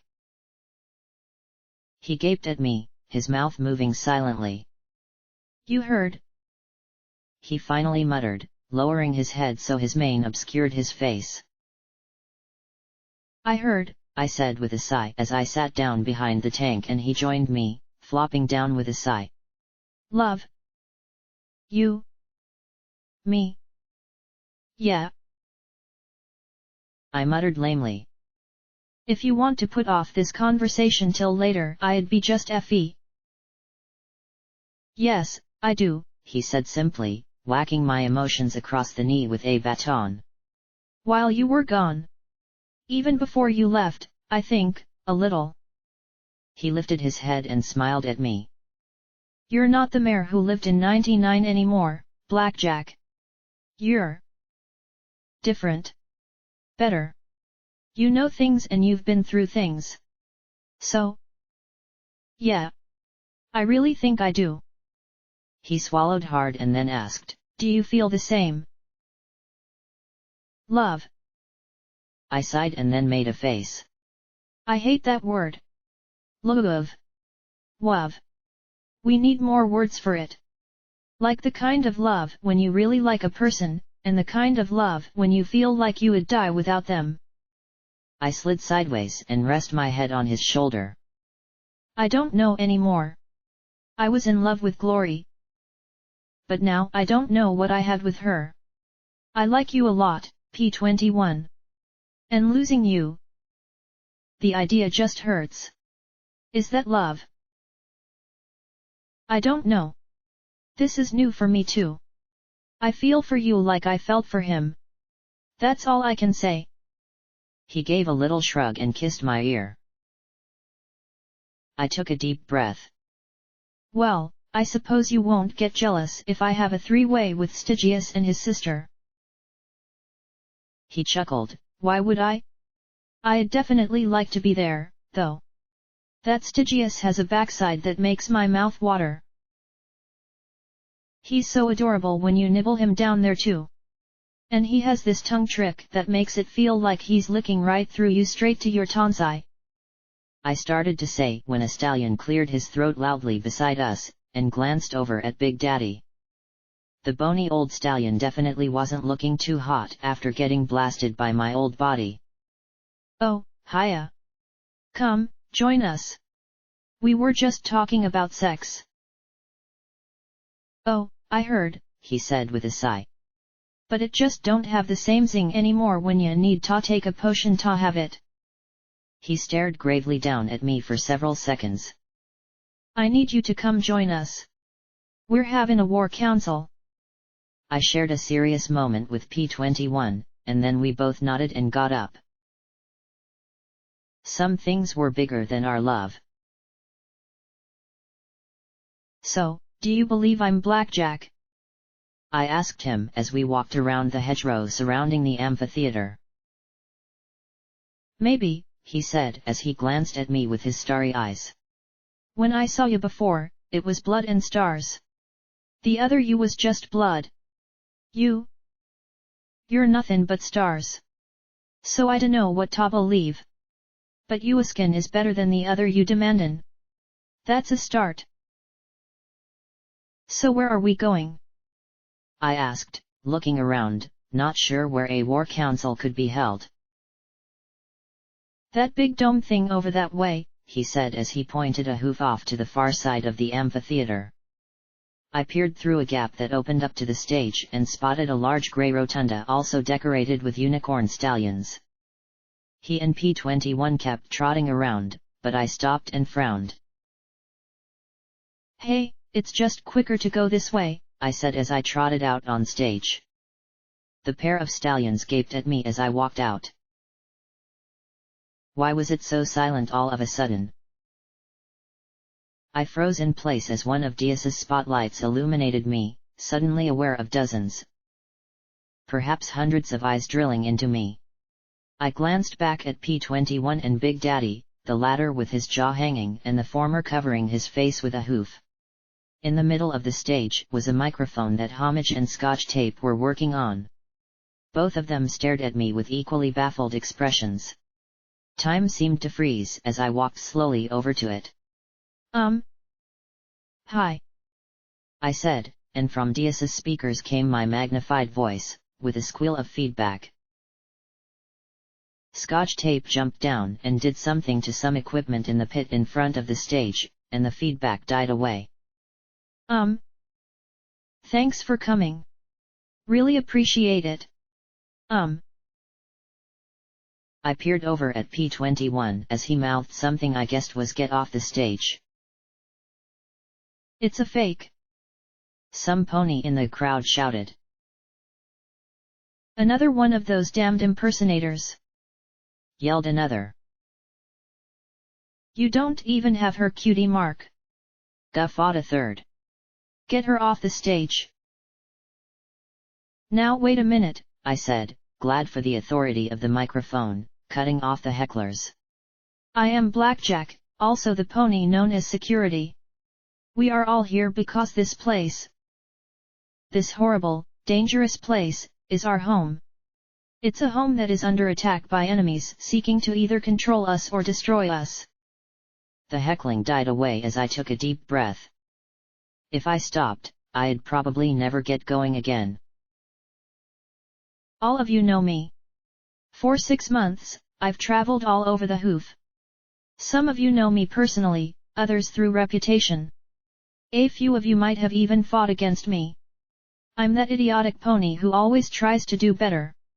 Who tries to give second chances. Who refuses to be an executioner. Stupid, I know. But stupid that doesn't stay down tends to stand out. Now, some of you have seen another me that came out of the core talking about unity. That every pony must work together and follow her lead. Has security ever done that? Have I ever stood before any group and told them that they had to do what I say or die? No. Well, not if you don't count slavers. But otherwise. Okay, keep it together, Blackjack. Anyway, that is not what I believe. If anyone is to stand with me, I want them to do it of their own free will. Because together, we are stronger than any of us alone. There was a softer murmuring at this end. I bowed my head a little. I know it's a hard thing to believe. It's an even harder thing to prove. All I ask is the opportunity to do so. Because I am Blackjack, and that other over-cyberized tyrant is the imposter. And if there is some way I can convince you, I'll do it. There is, Triage said loudly as she, alongside Boo, trotted onto the stage with a metal box hovering above her. Blackjack's story is that Cognitum stole her original body, and she ended up in a blank. A magical copy. Well, I happen to have a test for that. There was more murmuring, some of the crowd angry but others curious. She arched a brow. Anyone doubt the collegiate running a scientific test here? Anyone? Science sucks, someone in the back of the crowd yelled. Triage stared flatly in the direction the voice had come from. Duly noted, she replied monotonically. She set down the box, opened it, and drew out a bucket, a rad roach, and a bottle of rainbow fluid in a sparkle cola bottle. She hefted the bottle before the crowd. This is pure taint. You all know what it does. Tumors. Deformities. Madness. Death. And in case you wondering if I'm lying. She dropped the rad roach into the bucket, then, turning her face away and covering her mouth with a hoof, popped the top of the bottle and dribbled a little of the rainbow glop onto the insect. The rad roach gave a shriek, and then a multitude of legs, much more than a dozen, began to thrash and wiggle out the top. The bucket rocked wildly as something with tendrils or antennae tried to wiggle free. Triage pulled out a beam pistol and fired into the bucket repeatedly. It took several shots before the thing disintegrated. Wiping her brow, she then gestured to Boo. The assembled crowd seemed to draw in their breath sharply as Boo extended a hoof over the bucket. Boo is a blank. And blanks. She let the same goop dribble onto Boo to a gasp from some of the assembly. The rainbow sludge clung for a few seconds, then disappeared into her skin. Boo's only response was a little giggle. Are immune to taint? Some in the crowd gave a disappointed ah. She then glared impatiently at me and nodded at the bucket. I sighed, stuck my hoof over it, and waited. Triage dribbled some of the goop onto me, and I winced, my mind filling with thoughts of wiggling tentacle penises, but nothing happened. My hoof tingled a bit, and I felt good, actually. Like I'd had both a long night's rest and a full meal. I inspected my leg. Huh. Maybe you need more. Some wit shouted from the audience. Oh, for the love of Luna, I snapped, rolling my eyes. I seized the bottle, tossed my head back, chugging down the sludge. There was a seminal texture to it, and a flavor that hovered somewhere among wallpaper paste, rust, and rorad roach. The benzene and cotton candy smell filled my nostril as I drained the bottle. When I finished, I looked over at the rapidly retreating Triage. My guts rumbled, and I groaned as I clutched my stomach, then let out a phenomenally loud belch.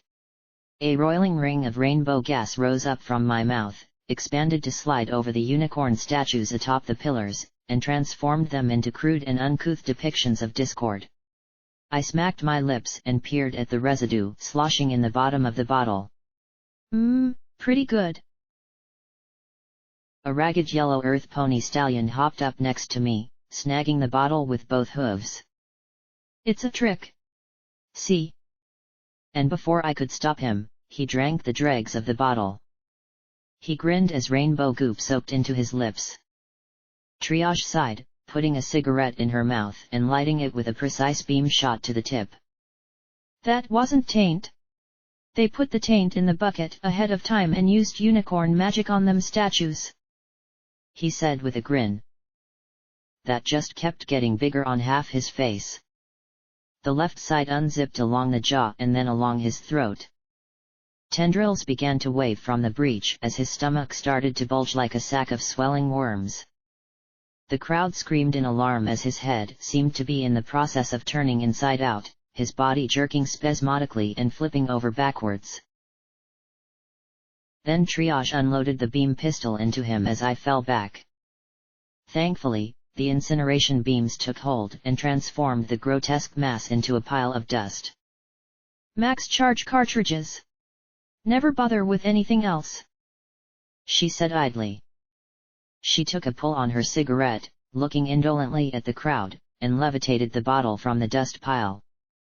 Well, that's good enough for me. I believe her story. Any pony else want to check and see if there's a trick? She asked, pointing the mouth of the bottle at the crowd. As one, they all leaned back as if just the empty bottle were dangerous. Triage dropped the bottle into the bucket, set the bucket into the metal box, and flipped it closed with a resounding clang. One by one, Big Daddy, Finders Keepers, General Storm Chaser, Grace, and Paladin Stronghoof joined Triage on the stage, flanking me. I don't know about the rest of you, Big Daddy said, the old earth pony pointing a hoof at the crowd, but if I got a choice between this mare and that cyberized cunt, I'll take this pony right here. If any one of you has a problem with her, you got a problem with your daddy. Finders gave a grin. Well, I know that, until recently, in the last 6 months, scavenger casualties are down and caravan profits are up 50%. It wasn't the harbingers responsible for that. I'll throw my lot in with a mare who asks for my help rather than demands it. His smile faded. Also, remember Riverside? We lost a lot of good people there. 3 months ago, we had a small problem in the skies, Storm Chaser said, prompting a little laugh from the crowd. This mare, who by all accounts had no reason to care about our problems, came to the sky and threw herself into the middle of a battle with the goal of saving as many innocent lives as possible. Whichever side they might have been on. She didn't want to conquer or condemn, she just wanted to stop the fighting. If we had had more Pegasi like her, we might not have had the war. More than that, if we had more like her, we might have come down to help generations ago. Grace gave an elegant nod of her head. Blackjack has changed every life she's encountered, sometimes for the worse, but usually for the better. In spite of setbacks, she had never deviated from her ethos of doing better. It is an outlook that has spread beyond her. The society is instituting reforms for the serfs that work our plantations, thanks in part to this mare's generosity and compassion. Her expression turned firm. I saw none of that incognitum, the blackjack who came to us from the core. In her was a mare who sees us all as her servants. For that, and for personal kindnesses rendered to me and my family, I stand with this mare. Paladin Stronghoof was silent for a moment, then spoke in his deep, sonorous voice.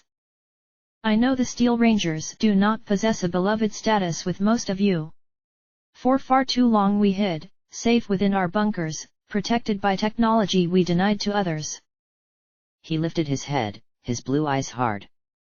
We've often been met with hatred and resentment, and until recently, it has been deserved. We came to this place to restore a weapon we had no right to use.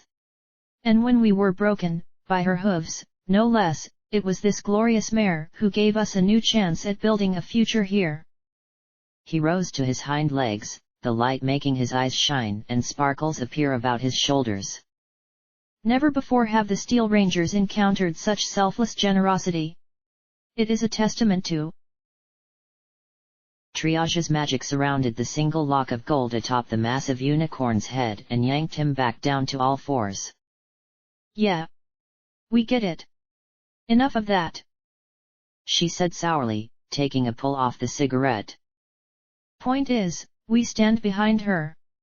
Any of you have a problem with that, say it now. The crowd murmured back and forth to themselves. I stepped forward. This isn't an easy place to live. In fact, I'm sure all of you have, at least once, thought how much it sucks to live here. But the Hoof is our home, and that doesn't change no matter how hard it gets. We might all be different. Different people. Different values. Different dreams. But to all of us, this place is home, and all of us are family. I turned and saw P-21 beaming on the edge of the stage. I looked back. And whether you love your family or not, you stand by them no matter what. So that together, we all become stronger. So that together we rise up, with no one being left behind. Together we rise. Hoofington rises. Some pony began to stomp their hooves. Then another. A sand dog began to clap. Some more let out cheers. And then it was like a dam broke, and the amphitheater filled with jubilation. Holy shit, we pulled it off, Triage muttered, barely in hearing range. How about that? The six on stage began to shift around, murmuring to each other. As the crowd continued to go nuts, I heard a mare say quietly, Mother would be so happy right now. I blinked over at Glory, who had come onto the stage with P-21, Scotch Tape, Velvet Remedy, and Homage. You did it. She almost whispered. You brought the Hoof together. I stared at the cheering crowd. Ganger and Society, Collegiate and Steel Ranger, Ghouls and Griffins, and even Sand Dogs and Hellhounds. Not quite. I'm missing the zebras. I answered, barely audible over the ruckus. But give me some time. I started to speak to her, hoping this was the perfect moment to mend things between us, but she turned and walked away. War Council now, girl, Big Daddy muttered, then addressed the crowd. All right. We're gonna plan the best way to stomp the brood and the remnant out of our valley, so just sit tight. Spirits were so high right now that even I thought it was possible. As we trotted off the other side of the stage, I asked him, You think we can actually do it? He glanced back and snorted. Right now, hell no. There's at least 500 harbingers and probably 5 times that many brood. But it never hurts to have high spirits. The war council was taking place in a fancy marble rotunda next to the amphitheater. A large round stone table occupied the center, and Grace, Triage, Finders Keepers, Paladin Stronghoof, Mayor Windclop, General Storm Chaser, Mayor Duwell, and Rover were all crowded around it. There were a number of other ponies sitting further back in their own clumps. Golden Blood, Stygius, and Whisper stood off to the side. Velvet Remedy, Calamity, Homage, and Life Bloom were off on the other side. Sagittarius, Candlewick, Dazzle, Stormfront, and Xanth formed a third knot. Glory, P21, and Scotch Tape took their seats as a fourth. I tried to ignore the overhead friezes of superior-looking unicorn stallions leading Earth Pony brigades into battle and slaying dragons. It was easier to pay for art than to do half the things those images presented. Instead, I rushed to Rover and gave the big augmented brute a hug. I thought she killed you. Ponies, he said with an exasperated sigh. Dogs dig, and fast. Riverside gone, but sand dogs still here. He made a face as he tapped my leg. Why is Pony always losing augments? I didn't lose them this time, they were stolen. And I plan on getting them back. Along with my baby, I added mentally. So, first order of business was going to be making sure you're actually Blackjack, but I think the bit on stage took care of that, Big Daddy said as he settled into his seat at the table. Are any of you folks still not sure on that part? Everyone looked around to everyone else for confirmation, and then finally Big Daddy folded his hooves in front of him on the table. So what's going on, Blackjack? We've all heard bits and pieces, but we should be sure we have the full story. I sighed and took a deep breath. It's a long story. Then I recounted everything from the destruction of Shadow Bolt Tower to the appearance of the Nightmare Citadel.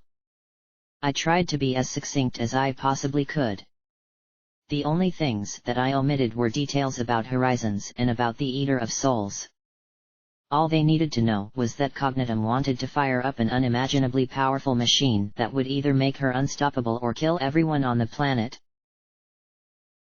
After I gave my brief and answered the questions I could, it was time for Golden Blood.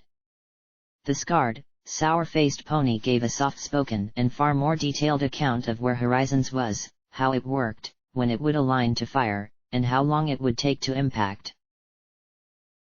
Now, Calamity drawled from the side, maybe I'm missing something here, but why'd you build such a damned thing in the first place?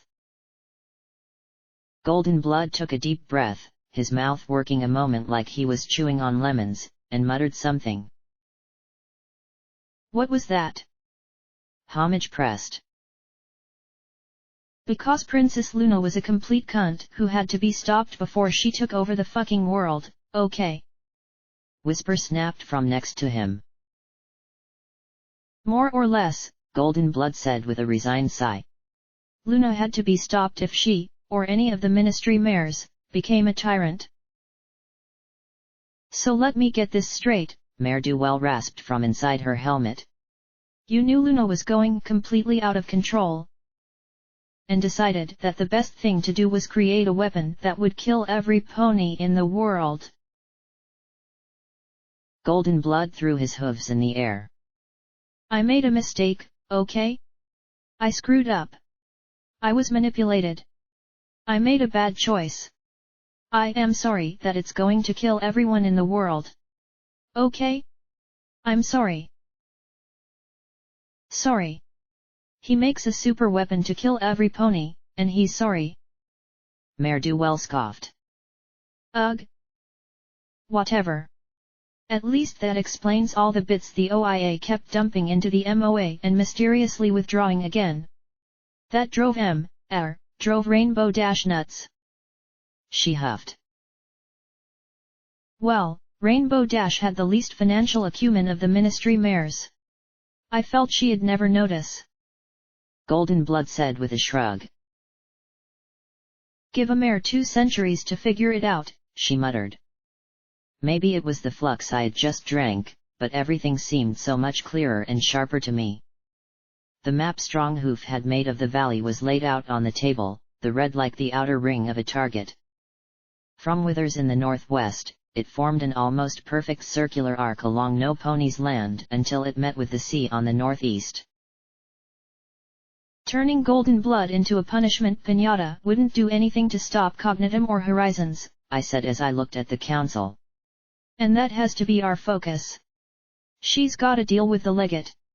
He has the brood attack. The Harbingers kill them. Everyone loves her. And Cognitum insists we help or face dire consequences, Paladin Stronghoof said grimly, his eyes narrowing dramatically. A diabolical plan. Except that the legate's going to turn on her sooner or later. Either as soon as she leaves for the moon, or when she gets back. When that happens, the brood is going to stop playing around. They'll slaughter every pony in the valley, I said with a frown. We're going to have to be ready for it when it comes. Can the brood really keep soaking up these casualties? Storm Chaser asked. Our scouts reported them taking severe hits from the Harbinger positions. Don't think of blanks as ponies or zebras, Triage explained. If the bodies are recovered, the flux can be alchemically extracted and shaped into a new blank instantly. Then a cybernetic control system is installed, combat routines implanted, and a new soldier is ready. Really, the only losses in combat so far are those on the Harbinger side. The Harbingers have been getting more and more insistent on resupply from the Finders, Keepers said with a snort. I know they might have the fanciest guns in the wasteland, but they're using up all the bullets for them. Which means that when the brood stops playing around, they're going to push in hard, I said as I glared at the map. But how will we do any better than the Harbingers? Grace asked as she too stared down at the map. If the brood are effectively limitless, there's no way we can win either. We can win because we're going to be smarter than shoot and then shoot some more, I said, turning to Triage. They must be being produced by trees of life. If we destroy the trees, no more bottomless reserves, right? Right, she said with a nod, and the glow of her magic lifted a pen to the map. There are 3 bunkers producing the brood. Here, here, and here. She drew 3 X's, one west of Fluttershy Medical Center, one south of Elysium, and one northeast of Happy Horn. If we can get some ponies in there and destroy the trees, we'll still have thousands of brood to contend with but won't have to worry about them getting endless reinforcements. That's not going to be easy, General Storm Chaser said as she regarded the 3. Any strike teams going in there would be facing severe odds. Infiltration would be extremely risky, too. I took in the sight of the ponies gathered and a chill ran up my spine as I realized that whatever we planned here might mean the deaths of friends.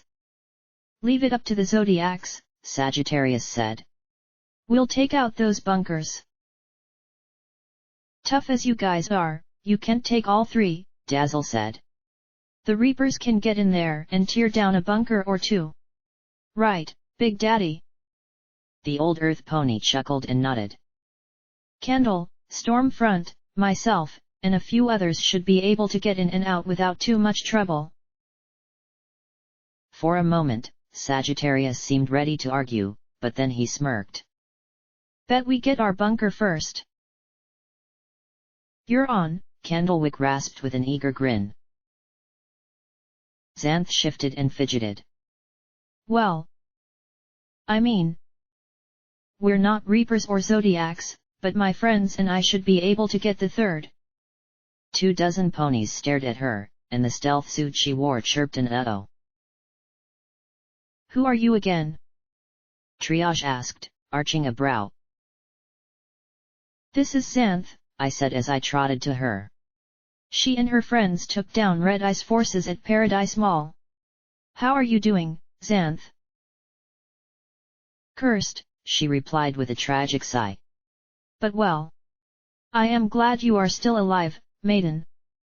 I grinned and gave her a hug, the zebra stiffening under my embrace. Well, what's a little more curse? She muttered. These 3 can get the bunkers, I said, turning back to the table. But that's still going to leave us with a couple thousand brood to deal with. How can we make that number more manageable? Triage took a thoughtful drag of her cigarette. Well, since the brood are more like organic robots than anything else, they've got to have some kind of control system that lets them act in an organized fashion. Then step 2 is their command and coordination. How can we disrupt it? I asked as I looked to the smarter ponies.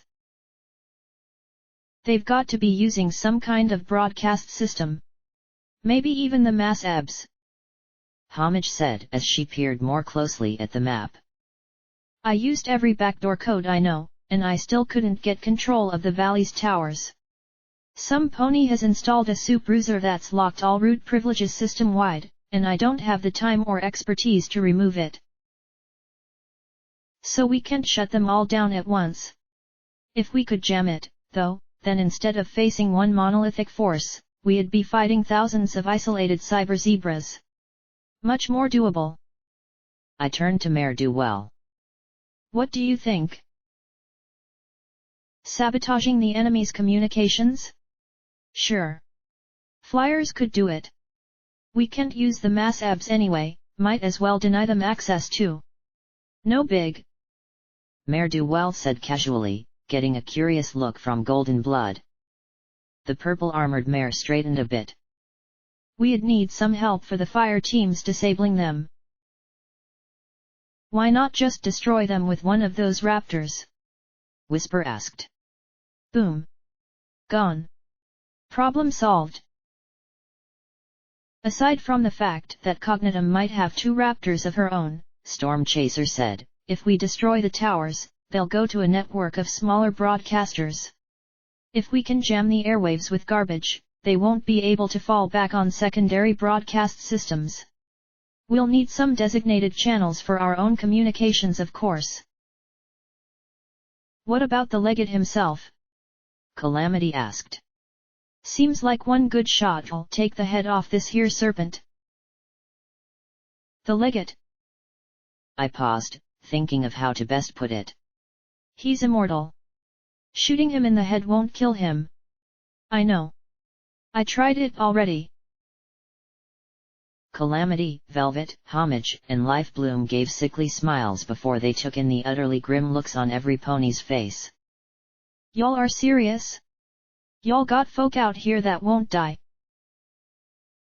Big Daddy, Grace, and Triage gave a little shrug. It happens, Big Daddy said simply. I've dealt with a few in my time. Rampage was that way. Calamity sputtered. This place is damn screwed up. A multitude of ponies chuckled, along with myself. Welcome to Hoofington, Calamity, I said with a smile. Even if the legate is immortal, he's got to have a support staff, Velvet said with a troubled frown. Unless he has some kind of direct control like the goddess did. Gee. That's a wonderful thought.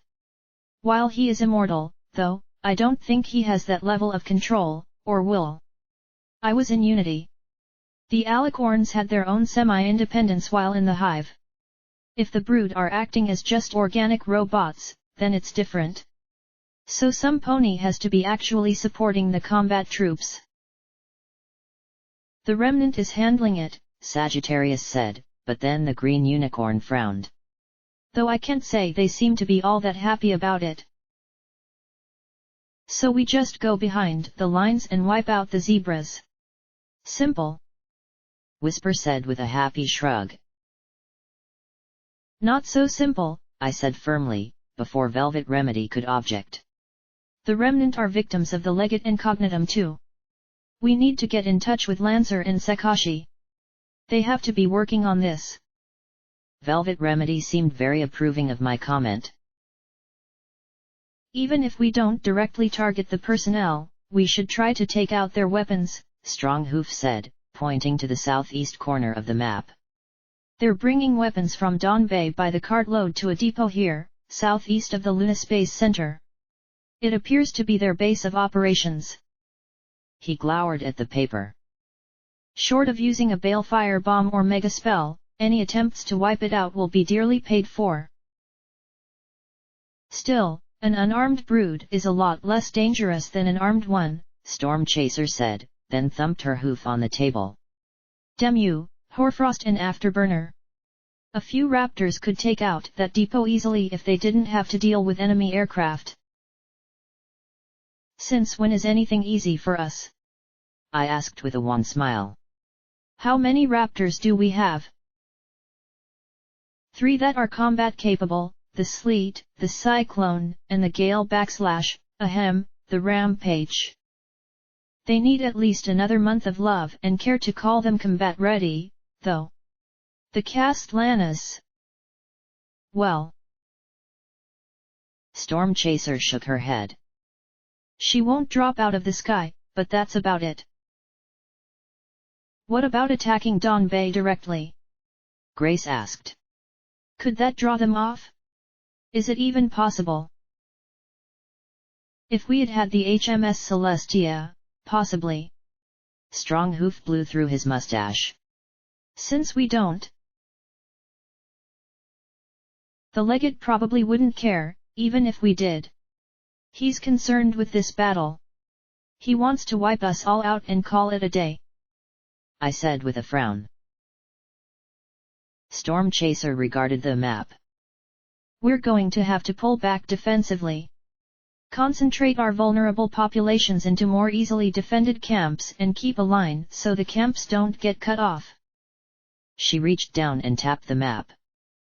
Stable 99, Megamart, Miramare, the Half-Heart Headquarters, Elysium, Scrapyard, Meat Locker, the Nightmare Citadel, and the Burners Headquarters, she said, gesturing to each in turn as she moved counterclockwise around the map.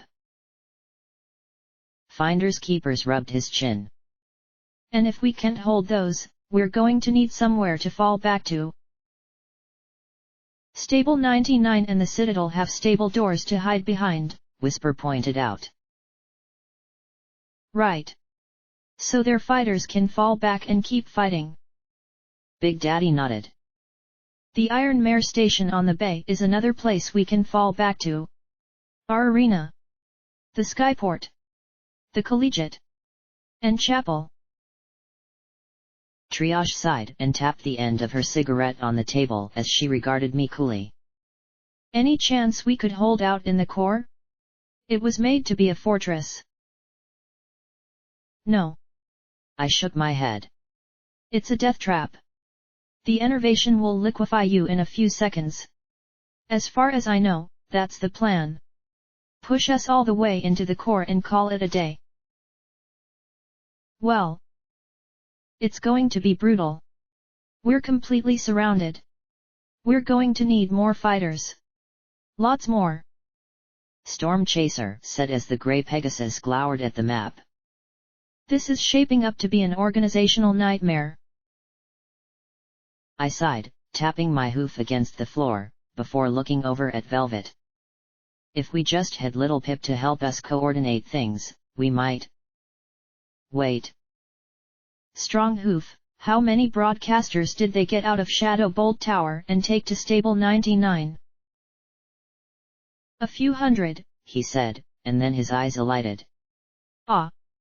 You want to distribute them across the hoof so we can organize our defense more effectively. I grinned and nodded. Storm Chaser rubbed her chin. With me organizing our air forces and Big Daddy organizing our ground forces, we might be able to pull it off. I will have to be in charge, of course, she said matter-of-factly. We can't squander the air power we have left. You in charge. You're organizing a few Raptors and flight squads. I'll be in charge of every gang and soldier in the hoof. I'm the one calling the shots here, Missy. He snapped back. Strong Hoof rose to his hooves. I am not a neophyte to tactics myself, and I would be less likely to employ the brutal tactics you favor. Right. Till you fall back on the tried and true tactic of jumping in your bunker and closing the door, leaving us all alone. Triage sneered. Enough. Windclop shouted. It seems simple enough to me that Blackjack will be the one in charge. Right, Blackjack? But now I frowned. No, I can't. I have to stop Horizons, or all of this is pointless. I saw the defense we needed most falling apart. Some pony had to manage all of these factions so that we had a chance. My eyes surveyed the present ponies and stopped on the perfect candidate. Him, I said, pointing a hoof at Golden Blood. The silence was almost louder than the squabbling it replaced. Him. Mayor Duell growled. Blackjack, have you lost your mind? That's Golden Blood. That's... You. You want him in charge? I do, I said simply as I trotted over the stand beside the scarred unicorn. Are you insane? Golden Blood hissed under his breath. Jury's still out, I said with a strained grin. Golden Blood here liaised with all the ministries. I said more loudly, managing resources to keep Equestria going. He's a neutral party. He doesn't favor any one of you over any other. No axes to grind. No reason to stab any backs. You can trust him to get you through this. Mayor Duell made choking noises inside her helmet. I fixed a stare on her. Unless you want to run the defense. I doubted a ministry mayor would fare much better in getting a half-dozen factions to cooperate, even if she hadn't been quite as controversial as Twilight or Rarity. Still, it was a plan B if she insisted on spiking plan A. The purple power-armored pony sat back, then pointed a hoof at the scarred stallion. You better not screw up this time, Golden Blood. Fool me once. Shame on. Just don't mess it up. Is this an acceptable compromise for every pony? I asked as I looked from one to the next. Golden Blood will keep every pony coordinated and working together. None of them liked it, but all of them could accept it. Blackjack, are you sure? Golden Blood began. I put my hooves on his shoulders. I want every pony to live. Can you do that? His mouth worked as his yellow eyes stared around. I can try. That's all I want. Keep them from each other's throats and keep every one of them alive. Listen to Big Daddy and Storm Chaser on tactics, but above all keep everyone alive. Don't let any pony mess around with any pony else. No backstabby. No betrayal. None of that. I took another deep breath. Can you do that? He fidgeted for a few more seconds, closed his eyes as if searching his soul, and then gave a firm nod. Good, I said, patting him on the shoulder. Then I grinned. How would you like my speech? His face was pensive, and he took a few seconds to answer. It seemed hauntingly familiar. Hoofington rises. He cocked his eyebrow. What? I was terrified. It just seemed like an appropriate theme to rip off. I said with a roll of my eyes. Well, I hope your plagiarism won't come back to bite you in the tail. After all, look what it did for me. He said, staring in the direction of the core. The city was so still and quiet. No lightning. No rain. Silent. Was it wrong of me to prefer the rain and storm? I stared down at the map. We needed more fighters. Needed. I furrowed my brow. Velvet? I need to borrow some alicorns.